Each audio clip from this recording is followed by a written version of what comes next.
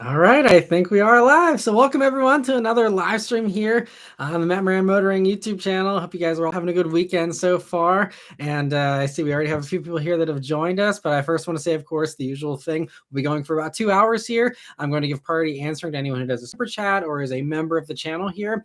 And otherwise, the one thing I just wanted to start off with is I don't know if you guys ever have these times where you like see the same car that you haven't seen in forever, and then all of a sudden you start seeing them everywhere. I think there's some mental phenomenon as far as I can't remember what the psychological term is, but this weekend I saw 3 Saab 9.3 convertibles, and I hadn't seen a 9.3 convertible in forever. And then all of a sudden, 3 in one weekend. It was just super bizarre, just random little observation I thought I'd share with you all to open up here. But anyway, it's good to see Charlie Boy's here, Triton Car Guy, Jewel, Kyle, Steven, Jonah. Thanks for joining in, everyone here. And Joel says, hello, everyone. Hope we all have a great afternoon talking cars. Likewise, thanks for taking some time out of your afternoon to hang out and talk cars with us here. Jonah asked how it's going. It's going well. Had a good weekend here so far. Had a nice time hanging out downtown Pittsburgh here yesterday. We have our local arts festival we went to, and that's always fun to check out all the different things there. And so had a nice day yesterday. So hope you guys are all having a good Saturday and Sunday here as well. But see, we got a bunch of other people joining in. Fook, thanks for joining, and Challenger Chris, and all of the others. Tesla Boy Gaming, Arctic Turn, Adam. Thanks for joining, everyone. Sid the Science Kid. That's a good one there. I actually used to watch that show with my daughter. She doesn't watch it quite as much anymore, but I appreciate the the username there. So first question here from Joe is asking 2023 Camry or Accord, which is better? Personally, my opinion is the Accord is the better pick, and it's just going to come down to what you're looking for, though. If you want a V6, obviously, Camry's the way to go. If you want something a little bit sportier, Camry TRD is the way to go. So there's definitely some advantages there to the Camry in some aspects, but it's just really dated at this point. So it's getting harder and harder to recommend the Camry to people who don't care about the V6 or, the performance thing. I think for the average buyer, I think the Accord is obviously the newer, more modern, fresher vehicle. So that would be the one that I would probably recommend to most people currently. Hopefully we'll get a new Camry relatively soon. It's certainly due for a redo. I mean, they didn't even give it a refresh. It's the same styling since, 2018 or whatever. So definitely due for one. So we'll see what ends up happening with that. But thanks for the question. Also, Eric, thank you so much for the super chat. He says, hey, Matt, love the show. Thanks. I really appreciate it. I'm glad you enjoy the channel and the live streams here. Thanks so much for joining. And I appreciate the generous super chat there as well. Other questions here. So Jewel says that the Accord seems disappointing with the new design. It's interesting. I mean, Honda sales have gone up. Now, a lot of that is inventory based, so it's really hard to discern if people really love the new Accord or if people are like, finally, I can buy a new Accord, and that's all that they care about, So it's not sure, how to interpret that spike in sales for the Accord, but it's selling well enough that it certainly isn't like a failure from a design standpoint, because if it was turning people off, they wouldn't be selling as many of them as they are. But I can certainly see it's not the most daring design, but I think it's also, there's a lot to be said for a safe design. I think you can kind of argue the same thing with the Toyota Grand Highlander. I think, some people just want something that's a little more vanilla, and, there's nothing wrong with that necessarily. And I think that, the Accord is a really nice looking vehicle. My neighbor has a new Accord. He loves it. He liked the styling. He was very happy with it, and he loves it. He's a big Honda guy though in particular, but the styling didn't turn him off. It's just, all personal preference with that. Triton Car Guy says, I've seen a Bentley Continental occasionally driving around my area. Very nice. I always turn my head whenever I see a Bentley. I love Bentleys. I'd love to have one one day. We actually have a Bentley dealer that's like 15 minutes down the road, so I'm able to see new Bentleys fairly often, and that's always a nice visual treat. 2 says, hey, Matt, the new GX is very good looking. Any chance it would overthrow the LX as the top dog? Considering, if you watch my review on the LX, I was not very impressed with the LX, especially for the price tag of the executive packaged one that I had, which most people probably won't get. But even for a regular one, I had trouble justifying the old LX and its price tag as well. And the new one obviously is more modern and better, but I think, the GX is enormously popular so far. I think I had on Instagram, there was a couple of dealers that said they have an enormous response to the GX already. Like, it's I think that is going to be one of the vehicles of 2024 whenever it arrives. Like, a couple of years ago, it was the Bronco was the it thing. I honestly think the GX has that kind of hype going for it right now. It could be the Bronco of 2024 as far as how many people desperately want one, because they nailed the styling. And when I first saw, I was able to do the video ahead of time, so I was able to get the embargoed stuff, and like seeing that when Lexus sent that over to me for the first time, I was like, wow, like my jaw actually dropped. I was like, whoa, like I was not expecting this from Lexus, but man, I'm here for it. Like that style looks amazing on the GX. And yeah, I think that, like I said in my video, I think that is probably the best looking, at least Lexus SUV they've ever done. In my mind, just I don't know who designed that, but it was a home run. That person deserves to get an enormous raise because they are definitely on the right track with that GX. It's awesome. I'm very pumped for that. I think it could definitely overthrow the LX in sales easily because they don't sell very many LXs. But I think it's going to be the it vehicle in the Lexus lineup next year, and everyone's going to want one. And Kyle says, I saw the new Accord, and the new style to me is a downgrade from the previous generation. Yeah, I mean, it's definitely less distinctive than the previous generation. I can certainly agree with that for sure. And I think the previous generation is still a great car. If anyone's looking for a deal and you don't want to, pay MSRP for the new style, if you find a lightly used previous gen, still super nice cars. I love them. Jules says, I'm imagining Kia designers working on a new Accord. A man can only imagine. Yeah, I mean, well, K5, I think they knocked it out of the park with that too, and I'm excited to see what other future designs Kia comes up with. But yeah, they're doing some really good stuff. CK says, what do you think about the Integra Type S being priced around 50 grand? So I did a whole video talking about the Integra Type S pricing. So I can't remember. I mean, if you just search on my channel for Integra Type S price or something like that, it should come up. And I give all my thoughts on it there. So I'll make this a little briefer, but I think that it's, pretty much what we are expecting from a pricing standpoint. It has the same kind of premium as in regular Integra has over a regular Civic Si. So, I was hoping for maybe just under 50, but I was basically assuming it would be right around 50 grand. So to me, the pricing's not out of line, but obviously everyone has their opinions, and I know there's lots of people that want it to be $25,000, and it's just everyone's got their own scale of what they think is appropriate for stuff, and that's okay. But for me, I think it was totally fine at 50 grand. I haven't driven one yet, so I can't say if it's worth the money, but I can say that I think it seems like a reasonable amount of money for it for me. DTS says, I just got a Mazda 3 turbo sedan, and you were right, the one drawback is the small gas tank. Yeah, I remember. Yeah, that was kind of odd how it's just not a big gas tank. But yeah, hopefully you're enjoying the vehicle otherwise though, because they're great cars. I'm not sure why they put such a small gas tank in it, but congrats on getting it, and hope you continue to enjoy it. Steven says, can't wait for the new Camry reveal. I just know they're gonna smoke the bland new Accord, judging from how they're killing it right now with all the new designs. Yeah, I mean, we will see what they do with that. I'm expecting some Crown influence, which, by the way, I will be having a review on the Crown either this week or next week. I may shuffle up my upload schedule. Those of you who are members and know the schedule here, the Crown is supposed to be posted tomorrow. I may shuffle that around though. We'll have to see. But anyway, yeah, I'm excited for the new Camry. I don't know when that's coming, but I'm like it said, it's got to be sometime relatively soon, unless they're going to let the Camry just eke along like a Forerunner or a Tacoma and let it go for 10 years or something. I don't know. We'll see. But I'm inclined to think that they're going to have a new one hopefully relatively soon. S. Alvanip says, I like that a Japanese manufacturer is finally going in on the retro off-roader trend. Yeah, totally. Because I mean, this honestly, like even people who had money to spend on, Broncos with markups, I mean, those people could easily afford a GX most likely as well if it ends up being, what GXs historically have been price-wise. And so I mean, it depends on how intense people are about off-roading, but if you're just wanting to have the it truck of 2024, I'm envisioning tons of Bronco trade-ins at Lexus dealers for the new GX. I think there's gonna be a lot of that for sure.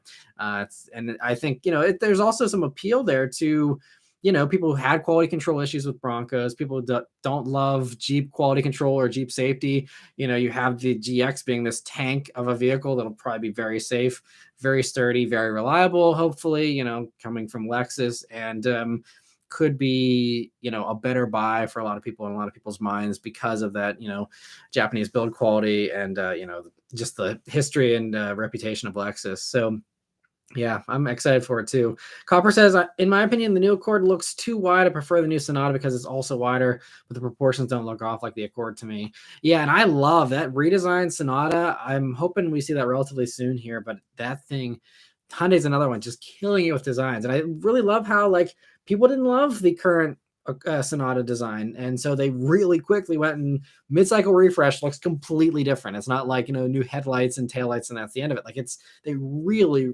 revamped that whole front end, especially, and even the back end a good bit. And I think it's really cool how Hyundai and Kia are so willing and able to be agile and be like, hey, look, this isn't working. Let's change it next year. And like be really quick about it instead of some of these others digging their heels in and go, people will like this someday. This design will age well or whatever. Like I think Hyundai and Kia don't have that pride thing. And they're just like, oh yeah, like we didn't do great with the styling on this one. Let's change it up and do it fast and make something that is killer design, and so yeah, another way where I just, I've talked about this in past live streams. I think Hyundai and Kia are really giving 110% right now, and it shows, in my opinion. And Raphael says he made it. Thanks for joining, Raphael. Glad you're able to join in here. Fook says, coming up on a K5 the other night, and for a moment I thought it was a Huracan looking at the taillights. Yeah, they look so good. Yeah, I wouldn't, if I needed just like a normal midsize, sedan, I wouldn't mind a K5 GT in black. I think in black, it especially looks almost like a family sedan Batmobile in some ways with the orange marker lights and everything. And just the mean design of that thing. It is such a great job. Savant says, I actually think the new Accord is nice with the V6 and now 2.0 T being gone is a bit of a letdown. Definitely. And I would like to think that maybe they will do some type of Type R version or something to, bring back a sporty Accord. But I think they just really, really want to push the hybrid thing hard right now. And so, forcing people into that essentially by, locking out those top trims unless you get the hybrid. I guess they got to bring up their CAFE standards and they're just trying to hit that goal. I think they said, 50% electrified sales by 2025 or something like that. Electrified means the hybrid stuff. But, I think they're just pushing hard for that. And so unfortunately the sporty stuff seems to be, being thrown by the wayside. Thankfully, we have the Type R, we have the SI, we have the Integra and stuff. So, it's not all bad, but it's kind of a bummer that the Accord is the losing end of that, trade-off, I guess. Isaac, thank you so much for the super chat. He says, can't wait to charge my Bolt EV. It supercharges next year. CCS appears to be dead. I mean, yeah, we will see. It's been very interesting to see how these past 2 weeks have played out here with Ford and now GM switching over. And I know though, I mean, be prepared for Tesla owners to give you crap if you actually have a Bolt EV, because, the slow charge rates of the Bolts, I mean, those Tesla guys are going to be so upset about people sitting at chargers charging at 75 kilowatts or whatever. Wow, they could be pulling down 200 or more or whatever. So yeah, I'm envisioning some cell phone videos at superchargers next year whenever all this stuff starts happening. But it is great for, again, GM owners, Ford owners like myself, more options for us to charge. But also, I don't know if any of you follow Alex on autos, but he tried charging a BZ4X at a supercharger, one of the ones that has like the Magic Dock thing that's already open to any car brand that's electric, to plug in. And he tried charging it there, and it just like had a fault where the supercharger was like freaked out about like what kind of car it was charging, and the adapters that you have to use also slow down the charge rate as well. So a lot of people are like, aha, I'm gonna have a Tesla charging experience because I'm at a supercharger, and that is not the case. He's shown that, and several others have shown as well. It is still going to be glitchy. It's still going to have issues because once it's, it's not a closed ecosystem anymore. That's the whole point of why, so many of these tech things like Apple likes to have this walled garden and many others, because it's about controlling the variables there so that you can have a better experience. And so whenever you open things up and it's just like a free for all, then you have more issues. There's more confusion there on the software side and everything, and you're going to have a non-perfect experience. So please, anyone that's going to a supercharger next year, be prepared. It is not going to be a Tesla charging experience, at least not at first. Hopefully we'll get there at some point, but there may be a lot of errors and broken superchargers because you have a bunch of other people showing up that don't know how to use the superchargers, that are having issues. The superchargers themselves could be going down as a result. It's going to be a lot more issues, I think, than most people envision.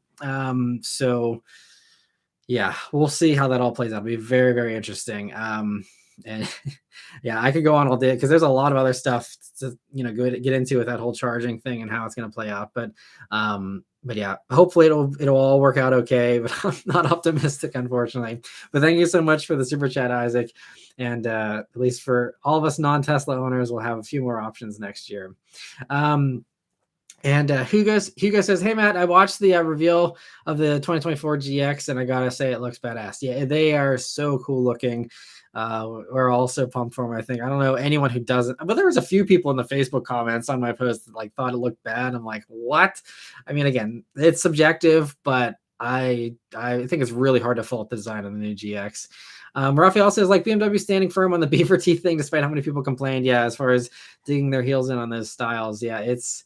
And they keep defending the BMW thing too, like, oh, we don't want to have mass appeal. We don't want everyone to like our designs. It's like, come on, like just say it's not great. Like if you want to drive people away with hideous designs, like why are you're not in the business of selling things then. You're in the business of making a statement or something like that. Designers should go and design stuff for the one or two weird clients that want something that's hideous looking, I guess. But like for a company trying to actually sell things, like you don't make it less appealing, you make it more appealing. I just kind of don't buy all their excuses at BMW. Carlos says, "Hey Matt, hope your day has been great." It has. Hope yours has been going well so far too. Carlos. Chuck Car Guy says, "Hyundai and Kia learned from Chevy with that awful Camaro design." Yeah. See, and like Chevy, they try to like go back and fix the Camaro a little bit there, with that like emergency refresh, and I don't really think it helped that much though, especially on the V8s. But it is what it is at this point. Camaro's already on its way out, so that's kind of irrelevant. But sad that it didn't go out with super good looking styling. Aside from the ZL1, I think the ZL1 still look really good. But yeah, it was a little bit unfortunate. Fuchs says the Beaver Bimmer kind of grows on me over time, but I'm disgusted with myself for saying that. Yeah, and I've seen like there's a couple people around here with black M3s and M4s, and in black, whenever the grill kind of disappears, I could stomach that. But do you actually want to buy a car that you can stomach the design? I mean, I don't know how many people are making that compromise. I mean, I love that the M3, offers the manual and stuff. It's a great package, it seems. I haven't driven the new M3, but, it's just unfortunate that, some people have to make that toss up and that decision. Challenger Chris says the dongle days are coming here. Yeah, we'll see. I mean, it might not last more than a couple of years, though, because if we have everyone switching over to the Tesla port, like Ford and GM are saying they're going to do. I mean, we'll see what every other company does. But if everyone switches over, we might have, a few years of dongles here, everyone using adapters. But then by 2025, at least people buying new vehicles, those ones won't have to worry about any kind of dongles or adapters. So it'd be crazy. And this is the kind of stuff I've been talking about for the past couple of years, as far as how the landscape can change so quickly with the electric thing and everyone figuring this out. These are still the early days of trial and error and figuring stuff out. I don't think anyone could have predicted, even 6 months ago, that everyone would switch over to the Tesla thing. It was always going to be like, well, Tesla's probably going to eventually switch to CCS like everybody else. And, even with the Tesla supercharger network opening up, everyone was assuming that the superchargers were now going to have a CCS connector. And then all this stuff came out. Like I said, something changed that convinced, all these companies to just switch to the Tesla thing instead. And I wish I knew what that thing was. Obviously, Tesla, for them, they were motivated by just the government, incentives and all the billions of dollars that they'll be thrown at them for opening up their network. But as far as, who got to decide which connector gets to be the V1, I'd love to know how that, came to that kind of a decision. But also, Goth Rocker, thank you so much for joining the club here. I really appreciate it. And for, again, rejoining, I guess I should say, because obviously you've been a member for over 2 months now, as the little badge there shows. So thanks for rejoining there. And then Copper says, let's just hope Kia doesn't ruin the K5 styling with a refresh like they did for the Sportage Nero, and even the Telluride with removing the orange DRLs. I do miss the orange DRLs on the Telluride, but I don't know. Again, I guess everything's all subjective, but I think the new Sportage and Nero look great. But especially the Nero, I feel like the Nero was fine before, but now it actually looks more distinctive. But I know it's not for everyone, of course. And 2 says, I hate how some used dealers take advantage of people who don't know about cars. I had a friend buy a Nissan Juke, but after checking it out, it was horrible. Also, people don't research beforehand. Definitely. I think there's just a lot. That's kind of where dealers come in, and I think where dealers are actually kind of necessary is with, oh, thank you so much, Truck and Car Guy, for gifting those 10 memberships. I really appreciate it. I hope everyone can grab those here that has their gifting on. So generous of you, Truck and Car Guy. I really appreciate it. And I will get to Arctic's super chat here in a second. I just want to finish my thought here on Tu's question. But yeah, I think dealers could actually be really helpful for people who didn't do research ahead of time. And if I were a salesman, for example, I would try and be like, okay, you haven't done any research. Let me educate you really quick and get you up to speed on the stuff you need to know about this car compared to this car, and just be open and be like, okay, this one is going to be better or worse depending on your needs and wants and all that. And that's kind of what I try to do in my car reviews. But for people who don't have the time or the willingness to watch that stuff, if I was a salesman, that's what I try and do essentially. And I think there's a lot of good dealers that do that, but there's a lot that also don't take advantage of that uninformed nature and instead just say, oh yeah. And I've seen this with people selling electric cars to people who have no idea what an electric car lifestyle requires. And, it's the whole thing. And a lot of people are just like, oh yeah, it's fine. You just plug it into the wall in your garage and you're good. Like, sign right here and send them on their way. And then people are all upset and confused. And, so there's a lot of that, especially with the electric switchover that needs to be happening from an education standpoint that isn't. So hopefully the good dealers will win out and not the bad ones, but that's probably idealistic to think. Anyway, Arctic Turn, thank you so much for the super chat. He says, hey, Matt, would you go for a new Mazda 3 2.5 liter manual or a new Honda Civic Sport Turbo hatchback manual for driving fun? If you're planning to keep them stock, I think there's a little bit of rev hang in the Civic there. It's certainly better in the SI. And I think that the touring hatch wasn't too bad, but there was a little, if my memory serves me correctly. I know the previous gen was especially bad, so definitely skip the previous gen. But if you're talking the new one, it's so hard for me to say with the manual Mazda 3 because I haven't spent more than 15 minutes in one. I just did a quick drive video, like at the very end of the day of driving I did in the Mazda 3 whenever they launched that back in 2019, I think it was. And they never had one in my press fleet. I was never able to get my hands on a manual. I do have someone that's offered one to me. I just have to make the trip to go film it and spend some more time with that. But in the meantime, I would say it's going to come down to, what kind of power delivery you like. If you like the, grunt of the naturally aspirated engine immediately, the Mazda 3 is going to kind of have, I think, the more responsive throttle and just be a little bit of a punchier setup from the get-go. And it has, a tiny bit more horsepower as well. Whereas the Civic, you kind of have to lean on that turbo a lot, especially in the Sport Touring. The Sport Touring is a car you definitely have to drive it hard. Like, you can't just like puddle around in it. Like, you got to like push it and really, work it out. And, if that's the kind of driving experience you like, I think the Civic will be great. And I personally love that. So to me, I had a blast having the Sport Touring hatch for a week. But Mazda could make sense, especially if you don't care about the back seat.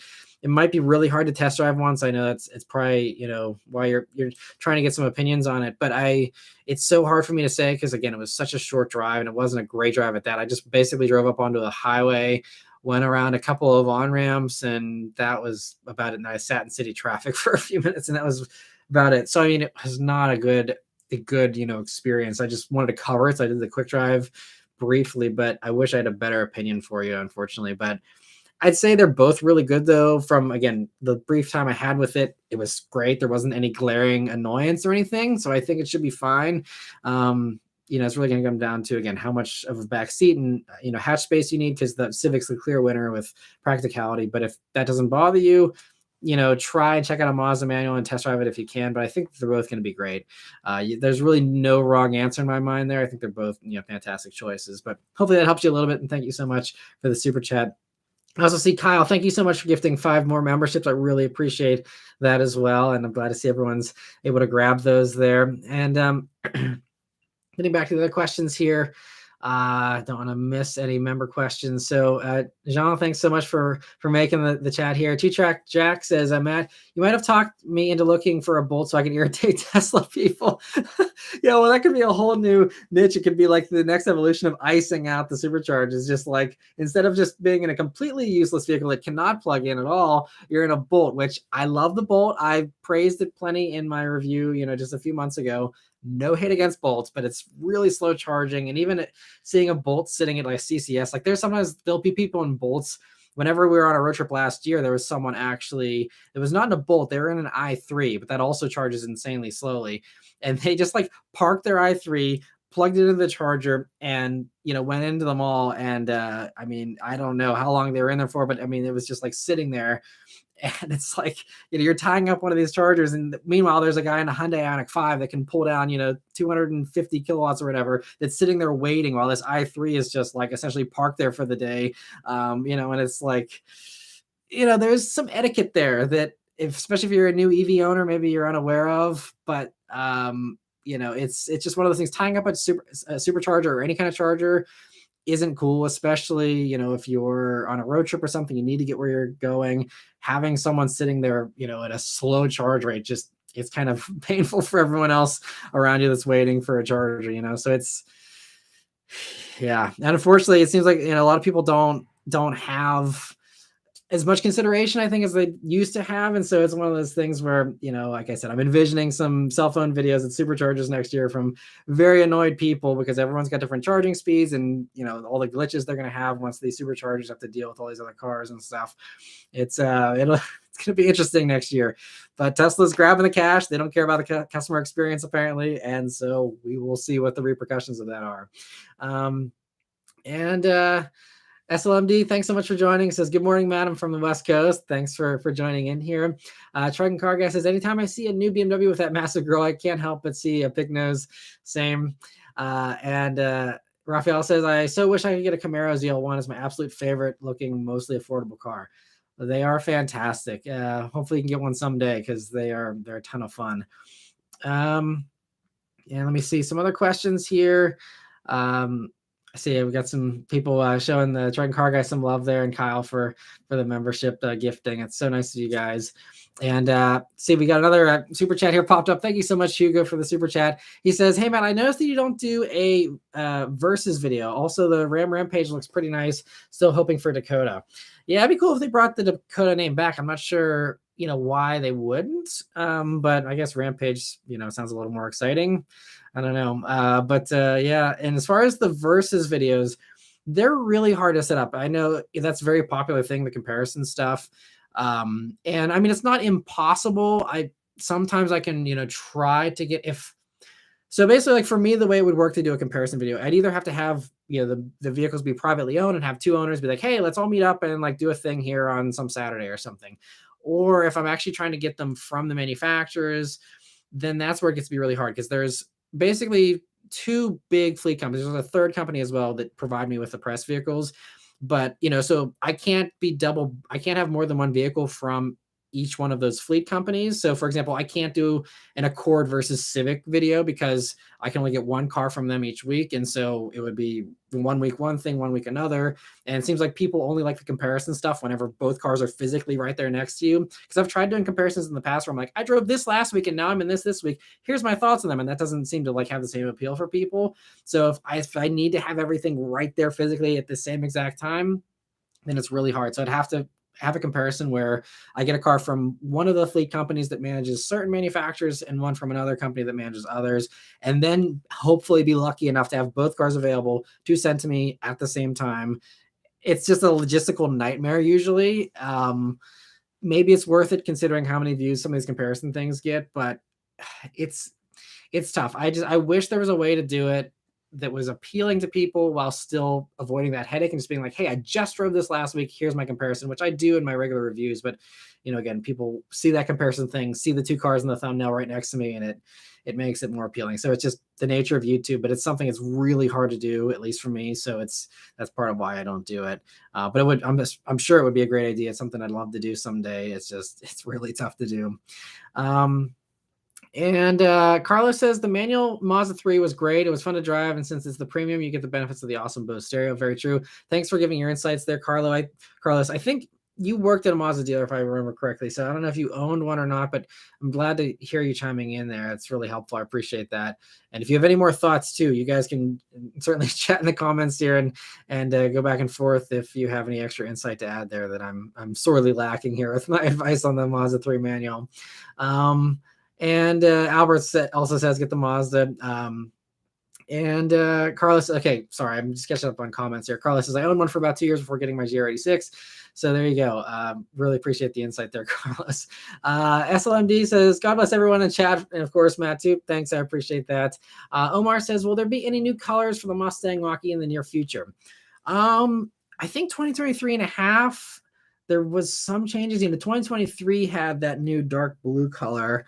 And I don't follow the Mach-E super closely currently. I was on the forums like nonstop whenever we were ordering ours and waiting for ours. But since then, if I sit on the forums for a car I own, I end up getting paranoid after a while because like that's the place where everyone goes to complain about like my car broke down. And like seeing so many of those posts, it makes it in your mind seem like it's worse of a scenario than it actually is. It's in the grand scheme of things, if they've built 100,000 Mach-E's and you see 1,000 people or something, I mean that could be a lot, and that's an exaggeration. But if you see like 100 people that said, "Oh, my car failed on the side of the road," it makes you think that that's like a really common thing. But it's like no, it's just like it's like working in a hospital and thinking everyone's sick because everyone comes in with an issue. It's like, oh, everyone's got an issue. It's like, no, there's lots of healthy people walking around. It's just that you're always hearing about the sick people. Same kind of thing on forums for me, where I can't hang out on a forum too long because then I'm just going to be like, oh, wait, does mine have this issue? Do I need to look out for this? Do I need to worry about this? And some of these people on these forums go really crazy if they're Mach-E's where they've like pre-drilled like jump spots and tow hook holes and all this stuff because they're preparing for their Mach-E to like fail on the side of the road, when realistically the Mach-E is actually a pretty reliable vehicle as far as EVs are concerned. But it's just one of those things where you have a few paranoid people and then a few like super users that like know everything and are like pointing out all these issues and stuff, and it just makes it a little bit more worrisome for me. So that's why I'm not up to date on the Mach-E stuff, unfortunately. But Mach-E forums are great to give you some of that info if you're looking for it. SLMD says, hey, Matt, will you be possibly reviewing the Volkswagen Buzz? At some point, they do so many press vehicles. So it's just going to be a while because, that's not even going to be on sale till the end of 2024. And unless I start getting invites from Volkswagen for press events, sometime in the next year and a half, that means I probably won't review one until 2025. So it'll be a while, but I'm excited for it for sure. Even my mom's excited about the Volkswagen Bus. It seems like it's got a lot of hype for that one as well. And so, hopefully I can get one relatively soon after they come on sale. Chandra Chris says, bring back drive-ins, plug in the car as you watch the movie. That would be awesome. It's actually a very good idea. The problem is that the chargers are just so expensive. It's a cool theory and a cool like thing, if the finances, made sense, but they just usually don't. I mean, most drive-in movie theaters are just struggling to get by selling popcorn and stuff. And unless they had a huge markup on the charging rates, it's one of those things. I can't remember I think they said it's like 60 grand. That could be way off. I thought maybe it's like 60 grand for even like a level 2 charger when you wire it up and all that kind of stuff. So for a public place, maybe that's, I can't remember the exact numbers, but it's very expensive to, wire up a fast charger. And, for something like a drive-in theater, which are mostly mom and pop kind of owned things, it's like way too expensive. They can't even afford to upgrade to like a new projector for 100,000, which actually does the movies. So yeah, maybe someday whenever, EVs are 100% of the cars out there, if drive-ins are still around at that point, that could make sense, at some point down the road, especially if they can charge extra for it or something. But that's a cool idea. That'd be obviously make a ton of sense. You can just sit there for 2 hours while your car charges.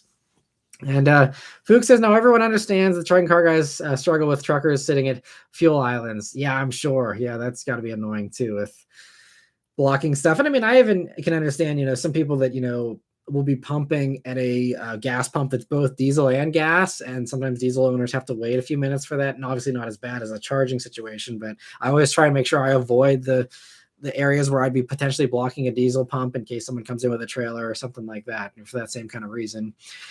Two says, I heard Microsoft is making a car, heard it's going to be heavy. It's all windows. But good one too. The trucking car guy says, don't get me started on that. Yeah, I'm sure that's annoying. Steven says, have you seen the new emerald green in person?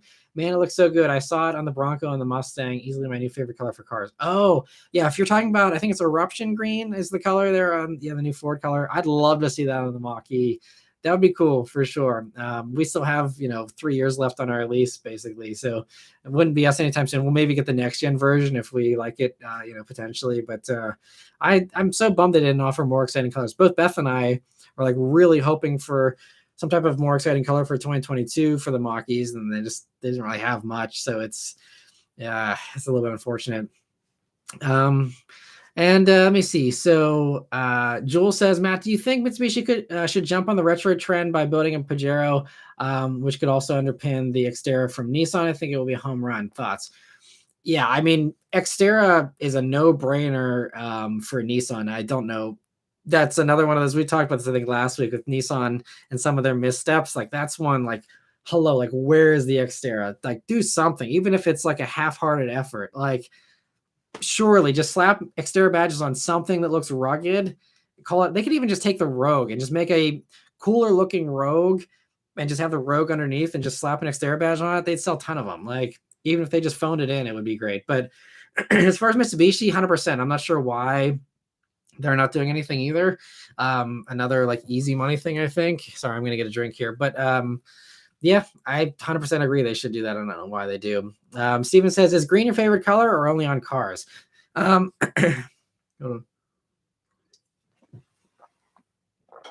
Green is, I think, my favorite color for the Bullet. And so that I like dark green in general, but I think for the Bullet, that's where that comes from. But it's specifically because the Bullet movie car was dark green. If the Bullet movie car was dark blue or yellow or something, I'd want that color on the Bullet instead. So for me, it's just like about the movie accuracy for that. I do love dark green cars. I think it's a great color. I think typically though, I like blues the most. I love like the new light blue on the M2, for example. And for those of you who are members, you saw the upload schedule that I do have an M2 review coming, and the one that I reviewed was light blue, and I think that color looks really nice too. So there's a bunch of really good colors, but I think the dark green is a nice, like it's like a color. It's something other than silver, black, or white, but it's still subtle. It's not like boom, like bright blue or something. So, but I do love like a bright blue, like the Velocity blue they had on the Mustangs. Even like the blues on the GR86, like World Rally blue is still one of my all-time favorite colors, from the Subarus. So I think I definitely got actually skewed more towards the blues as far as my favorites, but yeah, greens in the top picks there as well. Carlos says, I'm on the GR86 for 2 months, but I've already put 4,000 miles on it. I absolutely love driving it. Recently installed camber bolts on it and an intake. Makes driving so much more entertaining. That's awesome. I'm so glad you're enjoying it. I'm glad it's treating you well. And yeah, that's the way to do it. And rack up the miles. I'm so annoyed that I haven't put more miles on the Bullet in the past few years. It's like, it's insane. I'll be talking more about this in my update on the Bullet here next month, but it's like I put like 10,000 miles on it in the first year. And then the next 4 years here, I've put like maybe 2,000 miles a year. It really annoys me because I was hoping to get that car up to like well over 200,000 miles was my goal. I'll probably never get there. I'll die before I get the thing to 200,000 miles probably at this point. But yeah, I am so happy you're able to drive it a ton. I desperately want to have more time to drive my own car at some point. The Bullet, I don't think it has actually left the garage. It basically just goes to the airport back and forth whenever I do my press trips, because usually all my press trips are during a day whenever I have a press vehicle swapped over, and so I can't have it sitting at the airport for that. So I always just like the Bullet is only just to drive me back and forth to the airport for all these trips. Aside from that, it like never gets driven, unfortunately. It really irks me every time I walk past it in the garage as I'm walking to and from the press vehicles. First world dumb problems, but I'm like, man, I want to drive the Bullet, but I got to put enough miles on this thing to actually give an intelligent discussion on this vehicle. And so it's this dilemma that only car reviewers have. Carlos says it makes the car better planted with the added negative camber. That's awesome. Very cool. And Goth Rocker says the fast chargers are up to 100 grand installed. Okay, thank you for the number, Goth Rocker. I appreciate that. He says, talk to the gas station owner. I know. Okay, well, that's awesome. You own a gas station. That's very, very cool. So yeah, 100 grand installed.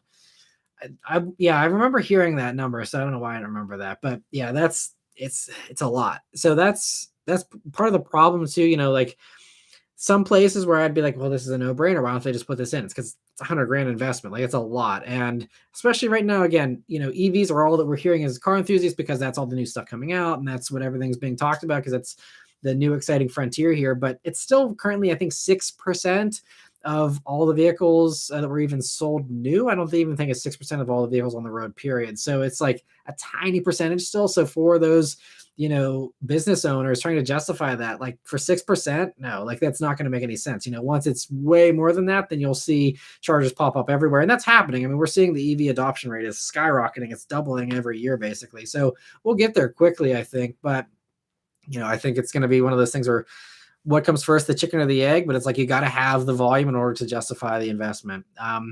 Zachary, thank you so much for the super chat. He says, "What mods can I do for my 2019 Honda Civic?" Well, I think honestly, the one overlooked mod that a lot of people, especially if you're going for handling, that people kind of put on the back burner is tires. I think that one of the easiest and best, I mean, it's, I guess, a pricier mod, but one of the best things you can do is good tires, especially, like a regular Civic, if it just comes with all seasons or something, going up to a summer tire, if you can, or even a high performance all season tire, is going to give you a massive handling improvement just from that alone. You'll be amazed at how much grippier it is just with tires. And then beyond tires, I mean, it really comes down to your personal preference. That's the great thing about modding a car, is it can reflect your personality and your vision and your desires and what you want it to do. And so it's completely open-ended. I mean, obviously there's lots of good sites that, have all kinds of parts and brands and stuff. And if you're kind of new to that whole scene, there's all kinds of stuff. Even you just Google that same exact question, you'll get a lot of great advice and options out there for you. But I'd say that's always one of the first things. Obviously, popular mods people like doing are intake, exhaust, lowering springs, those types of things are all pretty easy, simple mods that give you a lot of return with extra sounds and cooler looks and stuff. So those are probably the first things, but I think tires are really great, especially if you're going for handling. It's a great first mod. So hopefully that helps you, and congrats on having the 2019 Civic as well. Let me see other questions here. So Raphael says, "You've had your Mach-E for a while. Have you been happy with it?" Yeah, we've been really happy with it so far. It's again, we don't drive a ton, but Beth does actually drive it fairly regularly. So I think it's up to like 4,500 miles now or something over a year. So again, still nothing compared to what the average person does that actually commutes and goes places more than we do. But yeah, it's been great so far. No issues. The only weird thing recently is that it hasn't been doing the software updates. For some reason, some Mach-E's don't get the software updates until later. They don't all roll out at the same time. And sometimes you can get stuck on one where it's not like it's getting stuck with the install, but it's just stuck on pushing through that update to make it available. So ours has been showing an update for the past 6 months that we could install, but then it says it's not ready yet. And supposedly that's not an error. It's just the system is still waiting to push it through for whatever reason. I don't know. I don't really care, because for me, I'm a little nervous about doing all the updates constantly anyway, because it's one of those things I don't want to break anything with a new software update. So I just want to leave it. It works great. And I just kind of don't want to touch it anyway. So I'm okay with it not pushing all the updates through. But some Mach-E owners, they want the newest thing right away, and that really irks them. So that's one thing I think it's kind of not great about them. But aside from that, I mean, ours has been fine. No issues whatsoever. If you saw the video on the 5 things we don't like about our Mach-E, I covered that in that video. There's minor annoyances, but overall, we're very happy with it. And I even brought up to Beth just in the past week or two. I'm like, hey, we got the tax credit this past year from buying it. If you want to flip into something else, we could potentially do that if you want to. But she's like, no, I like it. I want to keep it. I don't want to shop around. She's like, because she really liked the GV60 from Genesis last year and stuff. So I'm like, if there's something similar to the Mach-E in price, where we can kind of keep the same payment or something, I'm open to that. But she's happy with the Mach-E, and I'm happy with it too. So there's no reason for us to look elsewhere. So yeah, I'd say we're pretty happy with it. And thanks for asking.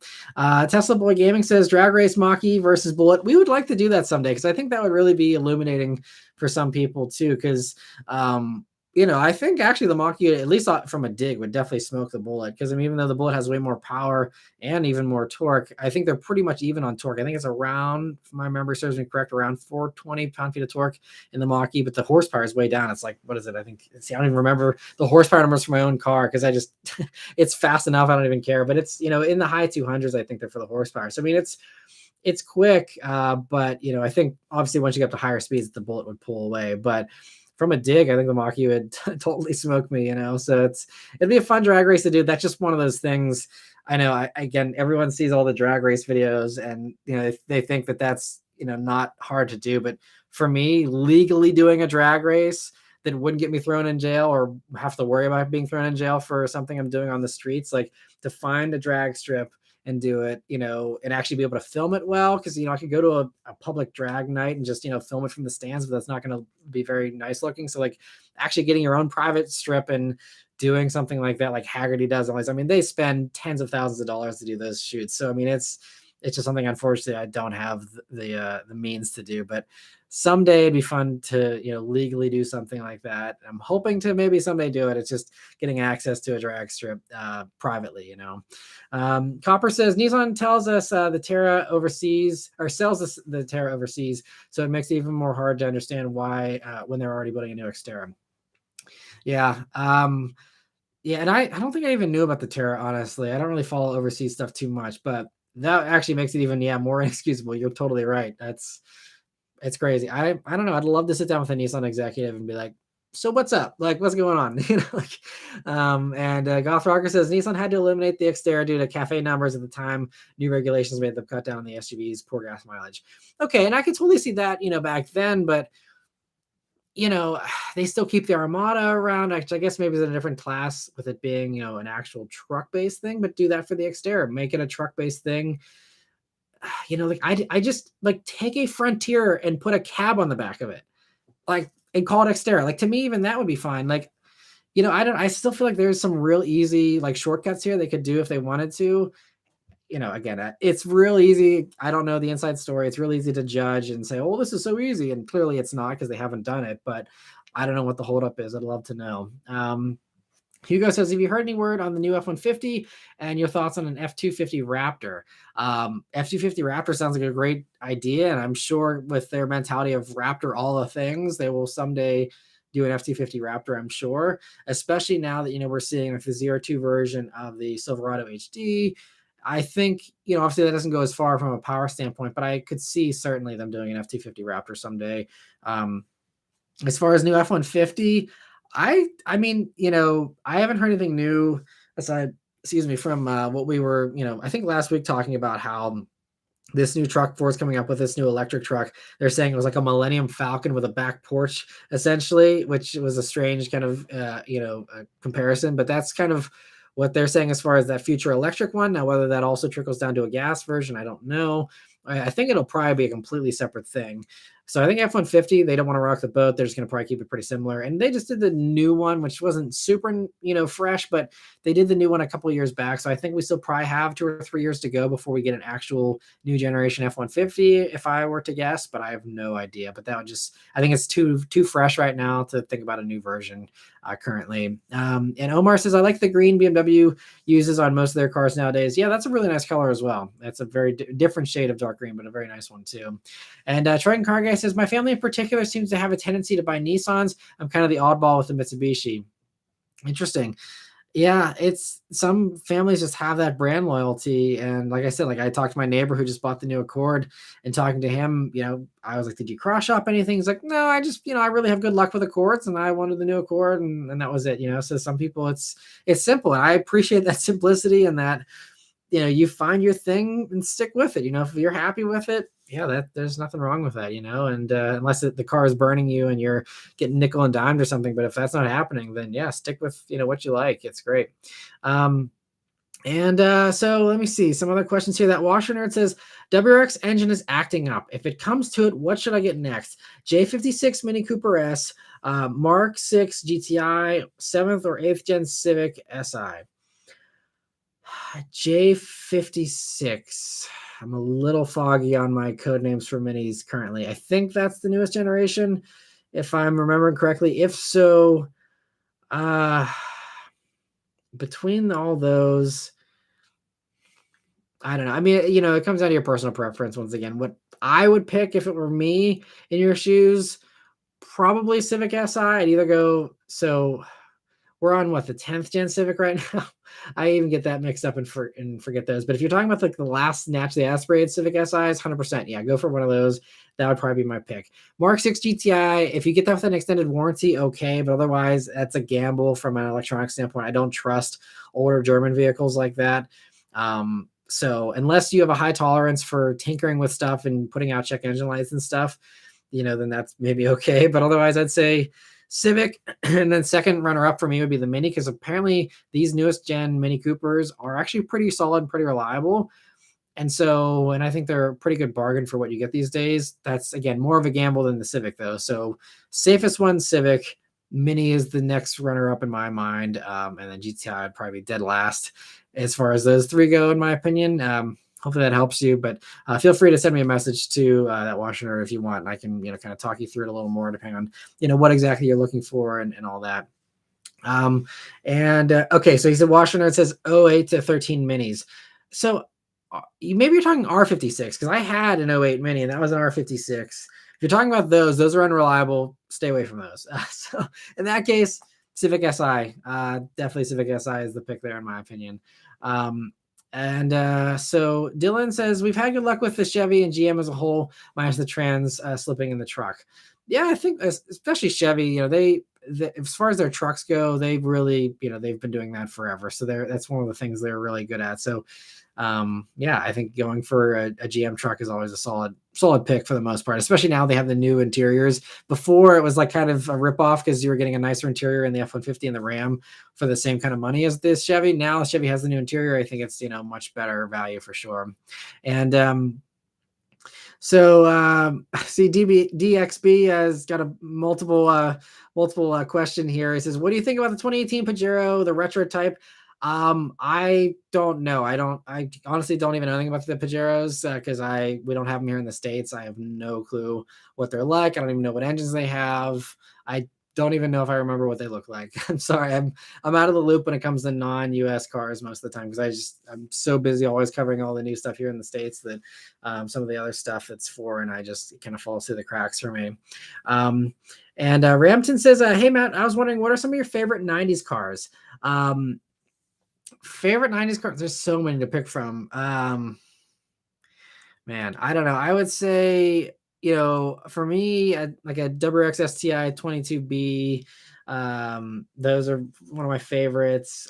What else from that era? I mean, I guess it just barely makes it under the wire, but the R34 GTRs, basically anything from the first Fast and Furious movie. The RX-7s are amazing. Even the Civics from that point in time were so cool. But I mean, the Supras, all the JDM stuff from the 90s was really my favorite, because that's kind of what I was into more so in the 90s and the early 2000s. And again, Fast and Furious stuff, that was always my kind of niche for a long time. Was the JDM stuff was really my favorite kind of thing. And I was more so in the past 10 years where I really switched over to the American stuff a little more so, and opening up my horizons to other vehicles. But before then, it was all just like Subaru, and then all the other JDM stuff, basically. But there's so many good things from the 90s. I mean, it's hard to pick a bad car, in my opinion, from the 90s, because there's just so many good ones. Truck and Car Guy says, if they ever decide to jump back in the market, I could see Mitsubishi using the Evolution name the same way Ford is using the Raptor name. Yeah, that makes sense. I can see that for sure. That'd be a cool idea, because I mean, what are names these days? Mitsubishi's clearly shown us how they're willing to, use the Eclipse name for something that's not very Eclipse related. So, yeah, I can see them using the Evolution name kind of for the Raptor thing. That could be cool. Let me see. So Toyota Pro Chris says the first two gens of Mini are super unreliable. My dad had so many issues with the 08 Mini. Yeah, third gen is much more reliable. Yep, 100% agree. I think the R56 is the worst. The first gen is also, not great. They do have some issues. But what I've heard, I could be wrong, but I heard it was basically like the last 2 years of the R53, the first gen, they kind of sorted out most of the issues, and then once they went into the R56 for the next generation, then all these issues pop back up again. And I was one of the recipients of that with my second year R56 having all the issues it had. So yeah, definitely third gen, much more reliable. So yeah, thanks for chiming in with that, Chris. Tyler says Integra Type S versus new M2, roughly 13 grand MSRP difference. Have an F87 M2 currently and reluctant to go down to a front wheel drive four popper. I mean, that's also going to come down to, why are you looking at an Integra over an M2? Are you looking for the better practicality, the front wheel drive thing? Depending on if you live in a place where you have to deal with, snowy winters, and an M2 might be a little bit hairy, then going for the Integra might make it a little bit easier. Do you need to use a back seat on a regular basis? There's a lot of other things. if you are a single person who never transports people and you live in a sunny place, so we kind of clear the table and everything's equal. Between those two, you can see I will be doing a review on an M2 relatively soon. I'm either posting it this week or next week. And when I do, I'll give all my thoughts on the M2. I have not driven the new Integra, unfortunately, yet. I wasn't invited on the drive program either, so it's probably going to be another at least month or two before I drive an Integra Type S. So I can't really give any thoughts on that. I mean, I will say though, I mean, the Integra Type S seems to be really cool. And if that kind of thing appeals to you, then I could totally see that, being, worthy savings. And, it's a totally different driving experience. It's so hard to compare driving fun and something that's rear wheel drive. It's something that's front wheel drive. It's two totally different ways of having a good time. It's like, beer versus wine or whiskey versus beer. It's just, they all kind of give you, enjoyable benefits, one way or another, but it's just different flavors, so it's really hard to compare stuff like that, for me personally, at least. So they're both a lot of fun, and just come down to, what you like the most in cars, because everyone likes different things. Some people like oversteer, some people don't. Some people, like certain brands and certain power levels and certain practicality things. There's all that. And Goth Rocker says, I'd love to see Mitsubishi come back with the Evo. I hope they shock us out of nowhere. They have the knowledge and the corporate wise have the money. Also, they're selling a lot of Outlanders now. Yeah, I mean, they talked about, doing a Rally Art Outlander, maybe having a little bit more power. We'll see. But yeah, I'm not optimistic about Mitsubishi. I agree. They totally have the money and the know-how to do it. It just, they just seem unwilling to, for some reason. And Esavonip says, every time I hear Mini, I think of the Mini Weekly Update intro rolling out of the dealership, followed by the smoking from under the hood. Yep. Yeah. I still can't believe it. He went through and watched all the Mini Weekly Updates, which, I mean, I haven't even watched them since I posted them. So you are a super fan. I really appreciate that. But so you have a fresher memory of a lot of that stuff than even I do, most likely. But yeah, those Mini Weekly Updates. I was so bummed that car let me down, because I had such plans and hopes for that. I was so excited to put snow tires on it and have it be a little winter beast, and I never even saw snow under my ownership because I only had it for 6 months before it fell apart. But yeah, that's a bummer. Challenger Chris says, just as long as they don't make the Evolution a damn SUV. Yeah, I'm sure they probably would if they ever brought it back, for sure. Or at least it'd be a lifted sedan, which I guess would be okay if it's a rally kind of thing. But yeah, they'd probably make it an SUV, whatever. That's just the way the world is these days. Raphael says, the Integra Type S is such a good looking car. They really nailed it for me with that one. I think so too. And especially now seeing the pictures of it out in person with all the other journalists that took their pictures on the drive. I mean, it looks really good, especially getting back to how I love blue cars. That blue on the Integra, it looks really nice. And I was actually just yesterday, I drove past my Acura dealer and I was admiring, they actually have like a good amount of stock of Integras now. So hopefully there's no markups on them or anything. And there's a bunch of them. And I mean, they look really good in that blue color, even on the regular one, but especially with the Type S, like, yeah, that is, if I needed something practical and I had that kind of money to spend on something like that for like a dad car, if I had to, do some driving, I didn't have access to the Mach-E for whatever reason, or a press vehicle, and I wanted to spend 50 grand on something for hauling around our daughter. Integra Type S is really, up there on my list. I think it seems really cool. And I haven't even driven it yet, but just what I know from the Type R and what I know from the Integra with having that regular version for a week, I'm very optimistic the Integra Type S will be very impressive. Yeah, I'm into them for sure. Triton Car Guy says, honestly, it sucks that they killed off the Lancer since they have a dedicated following. I've seen several Lancers around me, including mine. Yeah, it's kind of funny though. I think a lot of fans of that kind of stuff have migrated and they've moved on, and a lot of these people have new needs and new, now they have families and they have, just other things that kind of would prevent them from going back to that, and so I think there's some of that at play. And I think you've seen like, a lot of people, like even a lot of people that like didn't love the new M3s when those came out, a lot of those people turned into Tesla Model 3 performance buyers. They're just like, okay, well, this brand doesn't have what I want anymore. I'm going to something else. And I've been seeing that there's some former WX hatch owners going now to Mazda 3 turbo hatches, and kind of making those kinds of transitions, because if one company doesn't have it, some other company now does. And so I think it's just like everyone that wants something, everyone who has like an Evo that wants a modern Evo, you go buy a GR Corolla, you go buy, Golf R, stuff like that. These days is kind of, those are the solutions for those Evo, fans. If those people still want that same thing in 2023, they're the ones lining up, I think, for GR Corollas and stuff. So, and it's cool that like Toyota has filled that gap, and others have filled in those gaps a little bit here, and hopefully, they continue to do that. But I think Mitsubishi is just, yeah, they don't, I don't know. I mean, maybe in other parts of the world they have a sedan they could use, but I think they just don't have, it would just be so expensive for one of those things with the Evolution. They'd sell a few thousand of them and that's it. It just never makes sense from a money standpoint, even for a huge company that could probably blow some money. It's still just, it's one of those things that the accountants will never approve, most likely. And Tesla Boy Gaming says, do you think the Integra is worth the extra money over the Civic Si?